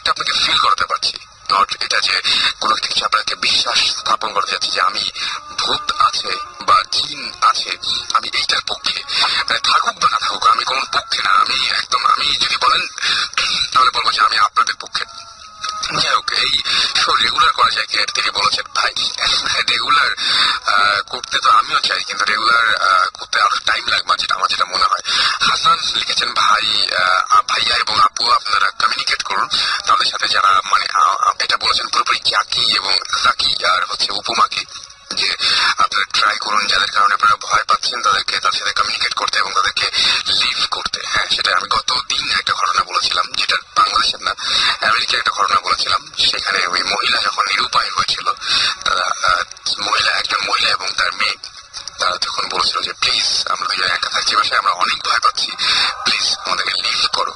তখন যেটা কাজ হয়েছিল এবং সুমন ভাই লাস্টলি বলছিলেন যে তিনি অনেকবার করে চিৎকার করছিলেন যে গেট আউট গেট আউট। তো এরকম ব্যাপারটা হয়তো হতে পারে, কমিউনিকেট করা যেতে পারে। নিপু লিখেছেন যে আমি এরকম একটা প্রোগ্রামের জন্য ওয়েট করছিলাম, আরো হরর কিছু শুনতে চাই। ওকে, আমরা চেষ্টা করছি ভাই আপনার সাথে থাকার এবং আপনাকে সেই অনুভূতিগুলো দেওয়ার, কিন্তু ব্যাপার হচ্ছে যখন কোনো কিছু ঘটবে তখনই জানাবো, বানিয়ে বানিয়ে তো কোনো কিছু বলতে পারি না। রীতা লিখেছেন যে ভয় লাগে তবুও শুনতে ভালো লাগে। মানে এটাই সেটা যে আমরা যেটা চাই আপনার কাছ থেকে, যে ভয় লাগে তবুও শুনতে ভালো লাগে, মাঝে মাঝে ভয় পেতে ভালো লাগে। অপূর্ব লিখেছেন পাড্ডা থেকে যে মানুষের আগে জিনের সৃষ্টি, দেন মানুষ, আর জিনদের মাঝে ভালো খারাপ দুই আছে। হ্যাঁ, সেটাই, জিনদের মাঝে আমিও বলবো যে ভালো খারাপ দুই আছে। সো আমি সেটাই বলবো যে আপনাদের এরকম জানার যে সমস্ত ঘটনা আছে সেই ঘটনাগুলো জানাতে আমাকে SMS করুন, লিখে দেবেন SHOUT শাউট স্পেস আপনার নাম স্পেস আপনার মেসেজ পাঠিয়ে দিন 9840 নাম্বারে। আর এই মুহূর্তে আমার সাথে আমি দেখতে পাচ্ছি যে আরো কিছু SMS রয়েছে। SMS করেছেন আমাদের ফুয়াদ, এবং তিনিও একটা ঘটনা শেয়ার করতে চেয়েছিলেন, এবং সেই ঘটনাটা তিনি যখন ক্লাস 9, আচ্ছা ওর তিনি প্রায় 9 ইয়ার্স একটা ফ্রেন্ড পজেস ছিল, সেই ঘটনা তিনি শেয়ার করতে চেয়েছেন। অলরাইট, আমি প্রতিদিন অসংখ্য ইমেল পাই আপনাদের কাছ থেকে, এবং সেই ইমেলগুলো আসলে পড়ার জন্য প্রচুর সময় দরকার। আমরা চেষ্টা করি সেই ইমেলগুলো সব পড়ার জন্য, কিন্তু অনেক সময় পড়া হয় না। আমাদের সেই ইমেলগুলো পড়তে ইচ্ছে করে আমাদেরকে, যেমন ইমেল করেছেন নেহা রাজশাহী থেকে আমাদেরকে, এছাড়াও আরো অনেকেই, আমি একটু নামগুলো বলতে চাই একে একে। আমাদেরকে দেখতে পাচ্ছি যে আরফান সুত্রা SMS করে ইমেল করেছেন শাহরিয়ার আপন, ডার্ক কিং 3, ফিবা মাহমুদ, রকিব জয়, নাফিস হোসাইন। তো ইমেল করার অ্যাড্রেসটা আমি একটু বলি। এছাড়াও দীপ্ত, এছাড়াও আমাদের SMS করেছেন শাহরিয়ার, আচ্ছা শাহরিয়ার আপনাকে অনেকগুলো সোহেল উদ্দিন সহ আরো অনেকে। সুতরাং যারা ইমেল করতে চান তারা তাদের যেটা করতে হবে boothfm@radio40.fm, এখানে আপনাদের নাম, ঠিকানা এবং ফোন নাম্বার সহ আপনাদের ইমেলটা করতে হবে। আমাকে রাজশাহী থেকে মিলন কুমার ইমেল করেছেন, এবং তিনি বলছেন 2007 সালের এক অমাবস্যার রাতে তিনি ঘুমিয়েছিলেন এবং রাত প্রায় 2টা-3টার দিকে ঘোড়ার পায়ের শব্দ শোনেন তিনি, এবং তারা দুজনেই ঘরের মধ্যে ছিলেন, দুজনই ঘরে শুনতে পেয়েছিলেন এটা। এবং তার ঘরের পাশে চিকন রাস্তা আছে, যেমন পায়ে হাঁটার রাস্তা। সুতরাং তিনি ভয়ে লাফ দিয়ে উঠে জানলে তাকিয়ে দেখেন যে আলো জ্বলছে, এবং এরকম কিছু ঘটনা তার ঘটেছে তার জীবনে। তো এরকম মানে আমি সেটাই বলি যে প্রত্যেকটা মানুষের জীবনেই এরকম অসংখ্য ঘটনা থাকে। আমি রিসেন্টলি একটা ঘটনা জানি আখাউড়ার, সেই ঘটনা একটু বলতে চাই। আখাউড়াতে কিছুদিন আগে আমার কতগুলো পরিচিত মানুষ গিয়েছিলেন, এবং তার যে কতগুলো ঘটনা আমি বলেছিলাম যে আখাউড়া যদি কোনো ঘটনা আপনি জানেন তাহলে সেই ঘটনাটা আমাকে একটু জানাবেন প্লিজ। তো তারা শুনে এসে আমাকে যে ঘটনাটা বললো যে ওইখানে কিছু কিছু মানুষ আছে যারা জিন এক্সপেরিয়েন্স করেছে। তো এরকম 3জন বন্ধু, সেই 3জন বন্ধু বলছে যে হ্যাঁ আমরা দেখতে চাই যে জিন দেখতে কেমন লাগে বা কি অবস্থা, এরকম তিনি তারা সবাই খুবই উদ্যোগী হয়ে সবাই মিলে একসাথে 3 বন্ধু রওনা দিল যে ওই জায়গায় জিন দেখা যায়, তো তারা দেখে আসবে। তো রীতিমতন যে জায়গায় জিন থাকার কথা একটা বাড়ি, সেই বাড়ির একটা রুমে নাকি জিন আছে। তো তারা সবাই মিলে 3জন মিলে রওনা দিয়েছে। রওনা দেওয়ার পরে তারপরে লাইন ধরে দেখছি যে অনেক মানুষ এসছে, এবং অনেক মানুষই এই জিনের কাছ থেকে অনেক কিছু নেয় বা জিনের কথা শুনে বা এরকম দেখে আর কি। তো সবাই লাইন ধরে এরকম দাঁড়িয়ে আছে, তারাও 3জন মিলে লাইন ধরে আছে। তো অনেক দূর পর্যন্ত হেরেছে, বেশ ক্লান্ত। তো তারা ক্লান্ত হয়ে বসেই পড়েছে লাইনের মাঝখানে। হঠাৎ করে শোনা গেল যে ঘরের ভেতর থেকে নাকি জিন এরকম বলেছে যারা, এটা কিন্তু একদমই শোনা একটা ঘটনা। তো যাই হোক, বলছে যে 3টা লোক এসছে, সেই 3টা লোক নাকি আমাদের দেখতে যায়, সে 3জনকে আগে ডাকো, 3জন একসাথে এসছে। তো ওরা যে 3জন একসাথে এসছে এটা ওইখানকার কারো জানার কথা ছিল না। তারপরেও একজন এসে বললো যে আপনাদের 3জনকে ডাকছে, বাকি সবাইকে পরে আগে আপনারা 3জন যাবেন। তো সেই 3জন ঘরের মধ্যে ঢুকলো, এবং ঘরের মধ্যে ঢোকার পরে দেখলো পুরো ঘরটাই অন্ধকার, ঘরের মধ্যে কিচ্ছু নেই। একদম পুরো অন্ধকার এবং কাউকে কোনো কিছু দেখা যাচ্ছে না, মানে ঘুটঘুটে অন্ধকার, দেখা যাবে কি। কিন্তু আওয়াজ শোনা গেল যে একটা মেলি টাইপের একটা গলা, সেই গলা থেকে একটা আওয়াজ আসলো এরকম যে তোরা তিনজন ফাজলামি করতে আসছিস, সেখানে বিশ্বাস করিস না, এরকম ধরনের একটা আওয়াজ আসলো। এবং তারপরে বললো যে তোর সঙ্গে টর্চ লাইট নিয়ে এসেছিলি, টর্চ লাইট কোথায়? তো তিনজন মিলে একসাথে হাত দিয়ে দেখলো যে না, তার তিনজন সত্যি টর্চ লাইট নিয়ে আসছিল, কিন্তু টর্চ লাইট তো তাদের তিনজনের হাতেই, যেহেতু গ্রামের মতো জায়গায় টর্চ লাইট তিনজনের হাতে, কোনো টর্চ লাইট ছিল না। তারপরে বললো যে তোদের টর্চ লাইট তো এইখানে। এবং কি অদ্ভুত ব্যাপার, তারা তিনজনই দাবি করেছে তারা টর্চ লাইট নিয়ে ঢুকেছিল, কিন্তু টর্চ লাইট গুলো তাদের হাতে ছিল না, পাওয়া গেল ওই ঘরের মধ্যে। কখন তাদের হাত থেকে নেওয়া হচ্ছে, কিভাবে ঘরে গেল, তারা কিচ্ছু জানে না। এবং ওই যে টর্চ লাইট দেওয়ার সময় যখন দেখলো যে কেউ একজন টর্চ লাইট দিচ্ছে অন্ধকারের মধ্যেই একটা হাত, এবং হাতের বেশ তিনি বললেন, তারা বলে যে হাতটা অনেক কেমন যেন লোমশ টাইপের একটা হাত, সেই হাতটা নিয়ে তারপরে সেই হাতে তাদেরকে টর্চ লাইট গুলো ফিরিয়ে দেওয়া হলো। এটা কিন্তু একদমই আমার মানে জানা, তাদের কাছ থেকে তাদের মুখে শোনা ঘটনা। আমি জানি না যে এটা সত্যি মিথ্যা, কিচ্ছু বলতে পারবো না। হয়তো আখাউড়ায় আপনারা যদি জান, আপনারা এই ধরনের ঘটনা শুনতে পারেন বা জানতে পারেন। এবং টর্চ লাইট দেওয়ার সময় তারা সেই হাতের স্পর্শ পেয়েছিল এবং বলল যে অন্ধকারে কিছুই দেখতে পায়নি, কোনো চেহারা বা কোনো মানুষের আকৃতি কিচ্ছু না, জাস্ট ওই হাতের স্পর্শ। এবং সেটা ছিল ভয়াবহ রকমের, যে মনে হচ্ছে অনেক মোটা কেউ, অনেক মানে কি বলবো যে খসখসি টাইপের হাত, এরকম ধরনের কেউ তাদেরকে টর্চ লাইট গুলো ফিরিয়ে দিয়েছিল। এই হচ্ছে ঘটনা। যাই হোক, আপনারা যদি আপনাদের ঘটনা শেয়ার করতে চান, সে তাহলে আমাদের SMS করুন, লিখে ফেলুন SHOUT শাউট স্পেস আপনার নাম স্পেস আপনার মেসেজ পাঠিয়ে 9840 নম্বরে। আমরা আর একটা ছোট্ট ব্রেক নিব এবং ব্রেকের পরেই আমরা ফিরে আসবো আবারও। ইন দ্য মিন টাইম আমাদের ইমেলও পাঠাতে পারেন। ইমেল করার নিয়মটা আমি বলছি, bhutfm@radiofurti.fm। আমি বানানটা বলেছি BHOOTFM@radiofurti, মানে ফুর্তিও কিন্তু তাই, FOORTI ফুর্তি, radiofurti.fm। এখানে আপনি ইচ্ছা করলে আপনার SMS, আপনার ইমেল গুলো পাঠিয়ে জানাতে পারেন যে আপনার ঘটনা, এবং আপনি যদি শেয়ার করতে চান আপনার ঘটনাগুলো রেডিও ফুর্তিতে এসে, তবে ডেফিনেটলি আমাদের সাথে শেয়ার করতে পারেন। তো চলুন একটা গান শুনে আসি, আর আপনাদের SMS এর অপেক্ষায় থাকলাম। আপনাদের কাছ থেকে কিছু শুনতে চাচ্ছি ইনফ্যাক্ট, আর অবশ্যই জানাতে ভুলবেন না। আমরা আছি আরো বেশ কিছু করে আপনাদের সাথে। একটা গান শুনি।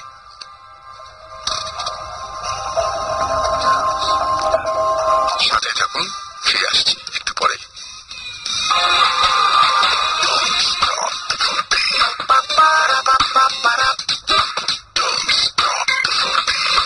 Radio 48.1 FM.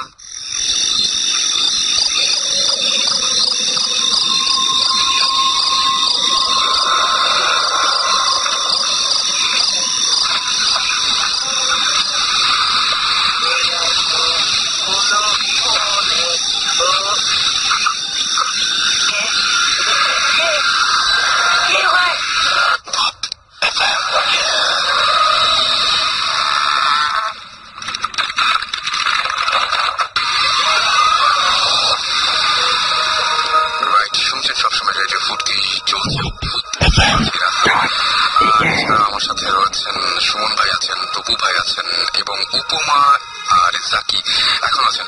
উপমা, আপনি এখন তো একটু নর্মাল হয়েছেন মনে হয়, এখন নর্মাল হচ্ছেন। সো এখন মানে আমি আর বেশিক্ষণ আটকাবো না। থ্যাংকস ফর কামিং এন্ড আমার যে ভালো থাকবেন, আর কালো জিনিস একটু অ্যাভয়েড করবেন, এটা আমার অ্যাডভাইস একদম পুরোপুরি। আমি অবশ্যই চেষ্টা করবো, এর আগে আমাকে অনেকে বলেছে, আমি চেষ্টা করবো। আর যেটা থ্যাংকস আপনাদেরকেও, আর যারা শুনছে তাদেরকেও থ্যাংকস, এবং অবশ্যই সাবধানে থাকবে সবাই। আর আমি একটা জিনিস খুব ফলো করি, যেটা হলো যে প্রতিদিন মাগরিবের নামাজের শেষে আমি 3 বার আয়াতুল কুরসি পড়ি এবং সকালে ফজরের নামাজের পর 3 বার পড়ি। তো এই জিনিসটা আমি খুব ফলো করি, এবং আমার মনে হয় আল্লাহর রহমতে আমার উপর থেকে অনেক বিপদ গেছে, অনেক, এবং অনেক অ্যাটাকের চেষ্টা আমার উপর হয়েছে, বাট আল্লাহর রহমতে এখন আমি দিব্যি বেঁচে আছি, আপনাদের সঙ্গে সুস্থ শরীরে আছি। আমার মনে হয় যে আরো আপনি অনেকদিন দীর্ঘদিন এরকম সুস্থই থাকবেন, এবং আমরা সবাইকে চাই যে এরকম সবাই ফলো করুক এরকম কিছু ব্যাপার। আর বিশ্বাস করা না করা তাদের ব্যাপার।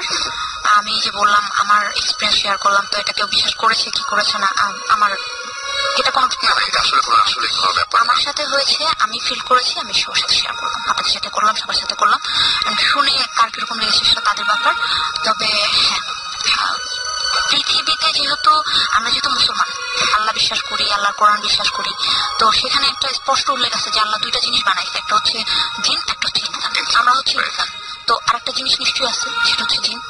তাহলে সেটা কোথায়? সেটা নিশ্চয়ই আমাদের সাথে কোনো না কোনো ভাবে কন্ট্যাক্ট করার চেষ্টা করবে, এবং সেটাকে আমাদের সেবার জন্যই তৈরি করা হয়েছে। তো সেটা আমাদের সেবা যখন করতে পারবে না, তখন পৃথিবীতে সবকিছুই কিন্তু আমাদের সেবার জন্য তৈরি হয়েছে, সেভাবে আমরা সৃষ্টির শ্রেষ্ঠ। তো সেটা আমাদের সেবা যখন করতে পারবে না, আমাদের তো একটু যোগাযোগ তো আমাদের সাথে করবেই, সেটাই। তো ভয় পাওয়ার কিছু নেই, তাদের চেয়ে আমরা বেশি পাওয়ারফুল। একদম একদম, আমাদের সবাই যারা আছেন তারা অনেক সাহসী। জাকি ভাই, আপনাকেও অনেক, আমার মনে হয় জাকি ভাই আপনাকেও থ্যাঙ্কস যে আমরা বলার সঙ্গে সঙ্গে আপনারা রাজি হয়ে গিয়েছেন এবং আজকে কষ্ট করে এত রাত পর্যন্ত আমাদের সঙ্গে আছেন। অনেক ধন্যবাদ আপনাকে। আপনাকেও ধন্যবাদ। রেডিও ফুর্তির সবাইকে আজকে যারা আছেন, বিশেষ করে সুমন ভাই, আর ফরচুনেটলি পেয়ে গেছি তো ভাই যে সবাই স্পেশাল গেস্ট। ধন্যবাদ, অনেক ধন্যবাদ আপনাদের দুজনকে। আর আমরা আবারও ফিরে যাই সুমন ভাই। আমরা তো শেষ করার আগে যেটা আমরা বলি আর কি আল্লাহ হাফেজ। সামনে আবার কিছু বলো, সামনে যেটা ঈদ আছে। হ্যাঁ, সামনে ঈদে আমার কোনো অ্যালবাম নেই, তো ইনশাল্লাহ সামনে খুব শীঘ্রই আসবে ভ্যালেন্টাইন্স ডেতে। আর আরেকটা হচ্ছে গিয়ে এইসব জিনিসগুলো, এটা সুমন ভাই আমার চেয়ে অনেক বেশি এক্সপিরিয়েন্স, এবং আমার মনে হয় ওই দিন আমি অনেক সাহসী ছিলাম বিকজ সুমন ভাই ওখানে ছিল। তো এরকম খুব বেশি এক্সপিরিয়েন্স করার ইচ্ছা আমার ভবিষ্যতে নাই আগের থেকে, অসুবিধা নেই। বাট ইনশাল্লাহ সুমন ভাই যে কাজটা করছে, এটা আমি মনে করি যে আমরা এই গল্পটা করছিলাম যে মানুষ ভূত ভুলে গেছে। আগে আমরা ভূতের গল্প শুনতাম, শুনে ভয় পেতাম, দাদা দিন শোনাতেন, ওই জিনিসটা আর এখন দেখা যায়। খুব অদ্ভুত ব্যাপার কি, আমরা যখন ভূত এফএম করতে গেলাম, আমি যখন দেখি যে ফুর্তির গেট দিয়ে বের হওয়ার সময় এখান থেকে শুরু করে সিঁড়িতে যতগুলো লোকের সাথে দেখা হয়, প্রত্যেকটা লোকে যদি বলেছে ভাই ভূতের কোনো ঘটনা আছে কি আপনার? আছে। গাড়িতে ওঠা পর্যন্ত আমি শুনলাম যে হ্যাঁ, যিনি গাড়িটা চালাচ্ছেন তার কাছেও ভূতের ঘটনা আছে। মানে প্রত্যেকটা মানুষ কিছু না কিছু হলেও জানে। এটা আসলে ভূত কি ভূত না, এটা সময় ভালো জানে। মানে আনএক্সপ্লেন কিছু জিনিস যেটা আমরা এক্সপ্লেন করতে পারছি না, মানে এক্সপ্লেনেশন নাই, ওইটারই আমরা কেউ ভূত বলি, কেউ এটা বলি, এটা মানে ওইটা যার যার পার্সপেক্টিভ একদম। বাট হ্যাঁ, মানে এই যে তবু যেটা বলছিল যে এইসব জিনিসপত্র যে আনএক্সপ্লেইনড ফেনোমেনা বলি বা যাই বলি ঘটনা, এইসব জিনিসের কথা মানুষজন আগের মতো কথা বলে না। মানে সবকিছু একটু চেঞ্জ হয়, সোসাইটি থেকে শুরু করে সবকিছু। আমি আজকেও তোর সাথে আলাপ করছিলাম যে এখন আমরা অনেকেই নতুন জেনারেশন, আমরা বিজি, ফেসবুক বা গান বলি বা যাই বলি, ইন্টারনেট, অনেক কিছু নিয়ে আমরা একটা সময় কিন্তু আমাদের মধ্যে ব্যাপার, ছোটবেলায় আমরা একসাথে বসে ভূতের গল্প শুনতাম বা পড়তাম বা গল্পের বই পড়তাম। একসময় নিউ মার্কেটে ভয়ঙ্কর রকম সব বই পাওয়া যেত ভূতের গল্প নামে, ভৌতিক গল্প নামে, 1, 2, 3, 4, 5, 6 পার্ট। এখন কিন্তু এগুলো দেখা যায় না। তো ওইটাই ভূত মানুষজন বা এই ভূত কনসেপ্টটা বা এই আনএক্সপ্লেইন এইসব জিনিসপত্রের কনসেপ্টটা মানুষজন মনে ভুলে গিয়েছিল। বাট থ্যাংকস টু রেডিও ফুর্তি আমি আজকে চিটাং থেকে আসলাম এবং আমার সাথে যত মানুষের দেখা হয়েছে রাস্তাঘাটে, যাতে আমি চিনি না, ইউজুয়ালি বলে যে আমি আপনার খুব ভালো ফ্যান, এই গানটা ভালো হয়েছে, ওইটাই ব্যাপার। এখন এটার সাথে নতুন একটা জিনিস অ্যাড হচ্ছে, যে হচ্ছে এই যে ভূত কবে আসতেছে, আমরা আমরা চাই মানুষজন একটু শুনুক, মানুষজন মজা পাক, সেটাই সেটাই আউট অফ দ্য বক্স একটা কিছু করলে প্রথমে তো মানুষজন একটু অন্যভাবে নিবেই, ওইটাই কেউ আবার বলবে বাহ নতুন একটা জিনিস, সেটা ভালো। সো একটা নতুন একটা মাত্রা যোগ হোক এইসব এন্টারটেনমেন্টের মাঝখানে, খারাপ কি। সো এনিওয়েজ, আর ওই তোর কথা ধরে বলছি যে সামনে ঈদে আমার বা আমার অর্থনের কোনো অ্যালবাম নেই। এই মুহূর্তে আমি ভ্যালেন্টাইন্স ডেতে কোনো অ্যালবাম ব্যাক করার আমার প্ল্যান নাই। করেছে খুবই সুকৌশলে, খুব সুন্দর একটা বুদ্ধি। অ্যালবাম অনেক বিক্রি হবে দেখে, সেটাই তবুর অ্যালবাম ভ্যালেন্টাইন্স ডেতে, মানে ব্যাপারটা কিন্তু পুরোই একেবারে যাই হোক, থ্যাংকস ফর লিসনিং। যারা যারা আজকে শুনেছেন অসংখ্য ধন্যবাদ। এবং নেক্সট উইক তো ঈদের সময়, তো ওই সময় আমরা কবে কেমন দিকে আসলে আমাদের প্ল্যানটা কেমন জানি না, এখন আমরা এখনো জানি না। তবে আমরা অনেকেই তো বলছে যে শো রিপিট করতে, অনেকগুলো শো, তো আমরা চেষ্টা করবো যে বেস্ট অফ এরকম কিছু একটা করার বা কিছু ভালো দেখা যাক, আমরা চেষ্টা করছি সেটা। হোপফুলি এরকম কিছুটা হবে, তাহলে তো খুবই মজার ব্যাপার। ফাইন। সো নেক্সট উইকে আমরা সশরীরে বা লাইভ আমরা না থাকলেও আমরা কোনো না কোনো ভাবে থাকবো। একদম একদম। আর আরেকটা জিনিস হচ্ছে বুদ্ধিস্টের শুটিং ট্রেন নিয়ে আমরা খুবই জোরের উপরে লিটারালি। সো সবসময় আমরা সবাই আসতে পারছি না, বাট দেন আগে আমরা চেষ্টা করছি। তো মাঝে মাঝে আমাদের একটু সেদিক হয়, মিসটেক হয়। সো এই জিনিসটা অ্যাকচুয়ালি সবাই, তাহলে আমার মনে হয় কি যারা যারা শুনছেন তাদের বেশি বেশি আসতে হবে। এক্স্যাক্টলি। আমার মনে হয় যে অনেকের কাছে অনেক ধরনের এক্সপিরিয়েন্স, অনেক ধরনের স্টোরি থাকে। এরকমও যদি হয় যে কারো কাছে খুব ইন্টারেস্টিং স্টোরি আছে, উনি নাম প্রকাশ করতে চাচ্ছেন, না নেম প্লেস এগুলো উচ্চ রেখে বলতে চান, অবশ্যই বলতে পারেন। আমরা পুরোপুরি কনফিডেন্সিয়াল দিয়েছি, আমরা মেনটেন করবো। এবং আপনি এসে কথা বলে চলে যাবেন, কেউ কাউকে বলবো না। অথবা আপনি যে কথা বলতে নাও চান, আমরা নিজেরাই বলবো না, এটা কোনো সমস্যা না একদম। বাট আমরা চাই মানুষজনের এক্সপিরিয়েন্স বা কোনো রকম কনফিউশন বা কোনো রকম আনএক্সপ্লেন করার আমরা কিছু থাকলে আমাদের বলুক, তাহলে আমরা নতুন জিনিস পাবো। কারণ আমরা তো মাত্র 3 জন মানুষ, আর ওই দিকে আসল আমরা 4-5 জন মিলে আমাদের তো আর প্রতিদিন বুঝে যায় আমাদের সাথে দেখা করে না। ব্যাপারটা। Anyways, thanks for listening. এবং আজকে অ্যাকচুয়ালি ভালো লাগলো, অনেক অনেক অনেক আসলে আসে অনেক ভালো লাগলো। ধন্যবাদ আসলে আপনাকে, ধন্যবাদ স্পেশালি সুমন ভাইকে। সারপ্রাইজ ছিল, সুমন ভাই একটা সারপ্রাইজ দিয়েছেন। অনেক শীতে আরো আসবো। ভূতের ব্যাপারটা সবাই এর আগে সবসময়, কারণ আমি নিজেই সারপ্রাইজ। কয়দিন আগে যে গাড়ি গেছে লাইক ও মাই গড। যাই হোক, কম যেতে হয় আমার লাইফে, এরকম আমি আশা করছি। বেশি বেশি হলে আমি খুশি হবো, মানে বেশি বেশি আসতে হবে, আমি আসতে হবে। আর in the mean time next 2 week Rasel একটু তোমাকে ভিডিওটা দেখাইছি একদম একদম। তুমি আচ্ছা, আমি না ওইটা বললামই না তো, আমি তো মানে আমি আমি যতটুকু মনে করছিলাম যে ধান মোড়ার মতো, কিন্তু এতটা জায়গা জুড়ে মানে অর্ধেক দিকটাই পুরো ভরে আছে, এতটা ডিজাস্টার হয়েছে। আমি যে মানে এটা চিন্তা করি না, আমি যখন ভিডিও দেখলাম তখন ভাবছি ও মাই গড, এত হিউজ। মানে সবচেয়ে মজার ব্যাপারটা ছিল ওইটাই যে আমি নিজে কিছু টের পাইনি, কম্পিউটার পেলো আমার উপর দিয়ে গেল। আর কিন্তু সবাই যারা আপনাকে দেখেছে তারা টের পেয়েছে, সবাই বেশি দাঁড়ালেই ওইটাই আমি কম বুঝেছি। এবং আপনি বুঝছেন না, আপনিও কিন্তু জিনিস পেয়েছেন, সেটা হচ্ছে আপনার চেহারা দেখে ওরা একদম ফিল করছে, ওদের চেহারা দেখে আপনি বুঝতে পারছেন যে আপনার চেহারা কি আছে। ওটা তো এনিওয়েজ, আজকে তাহলে আমাদের যাওয়ার টাইম হয়ে গেছে। তুমি চাইলে আরো 2 ঘন্টা চালাইতে পারো।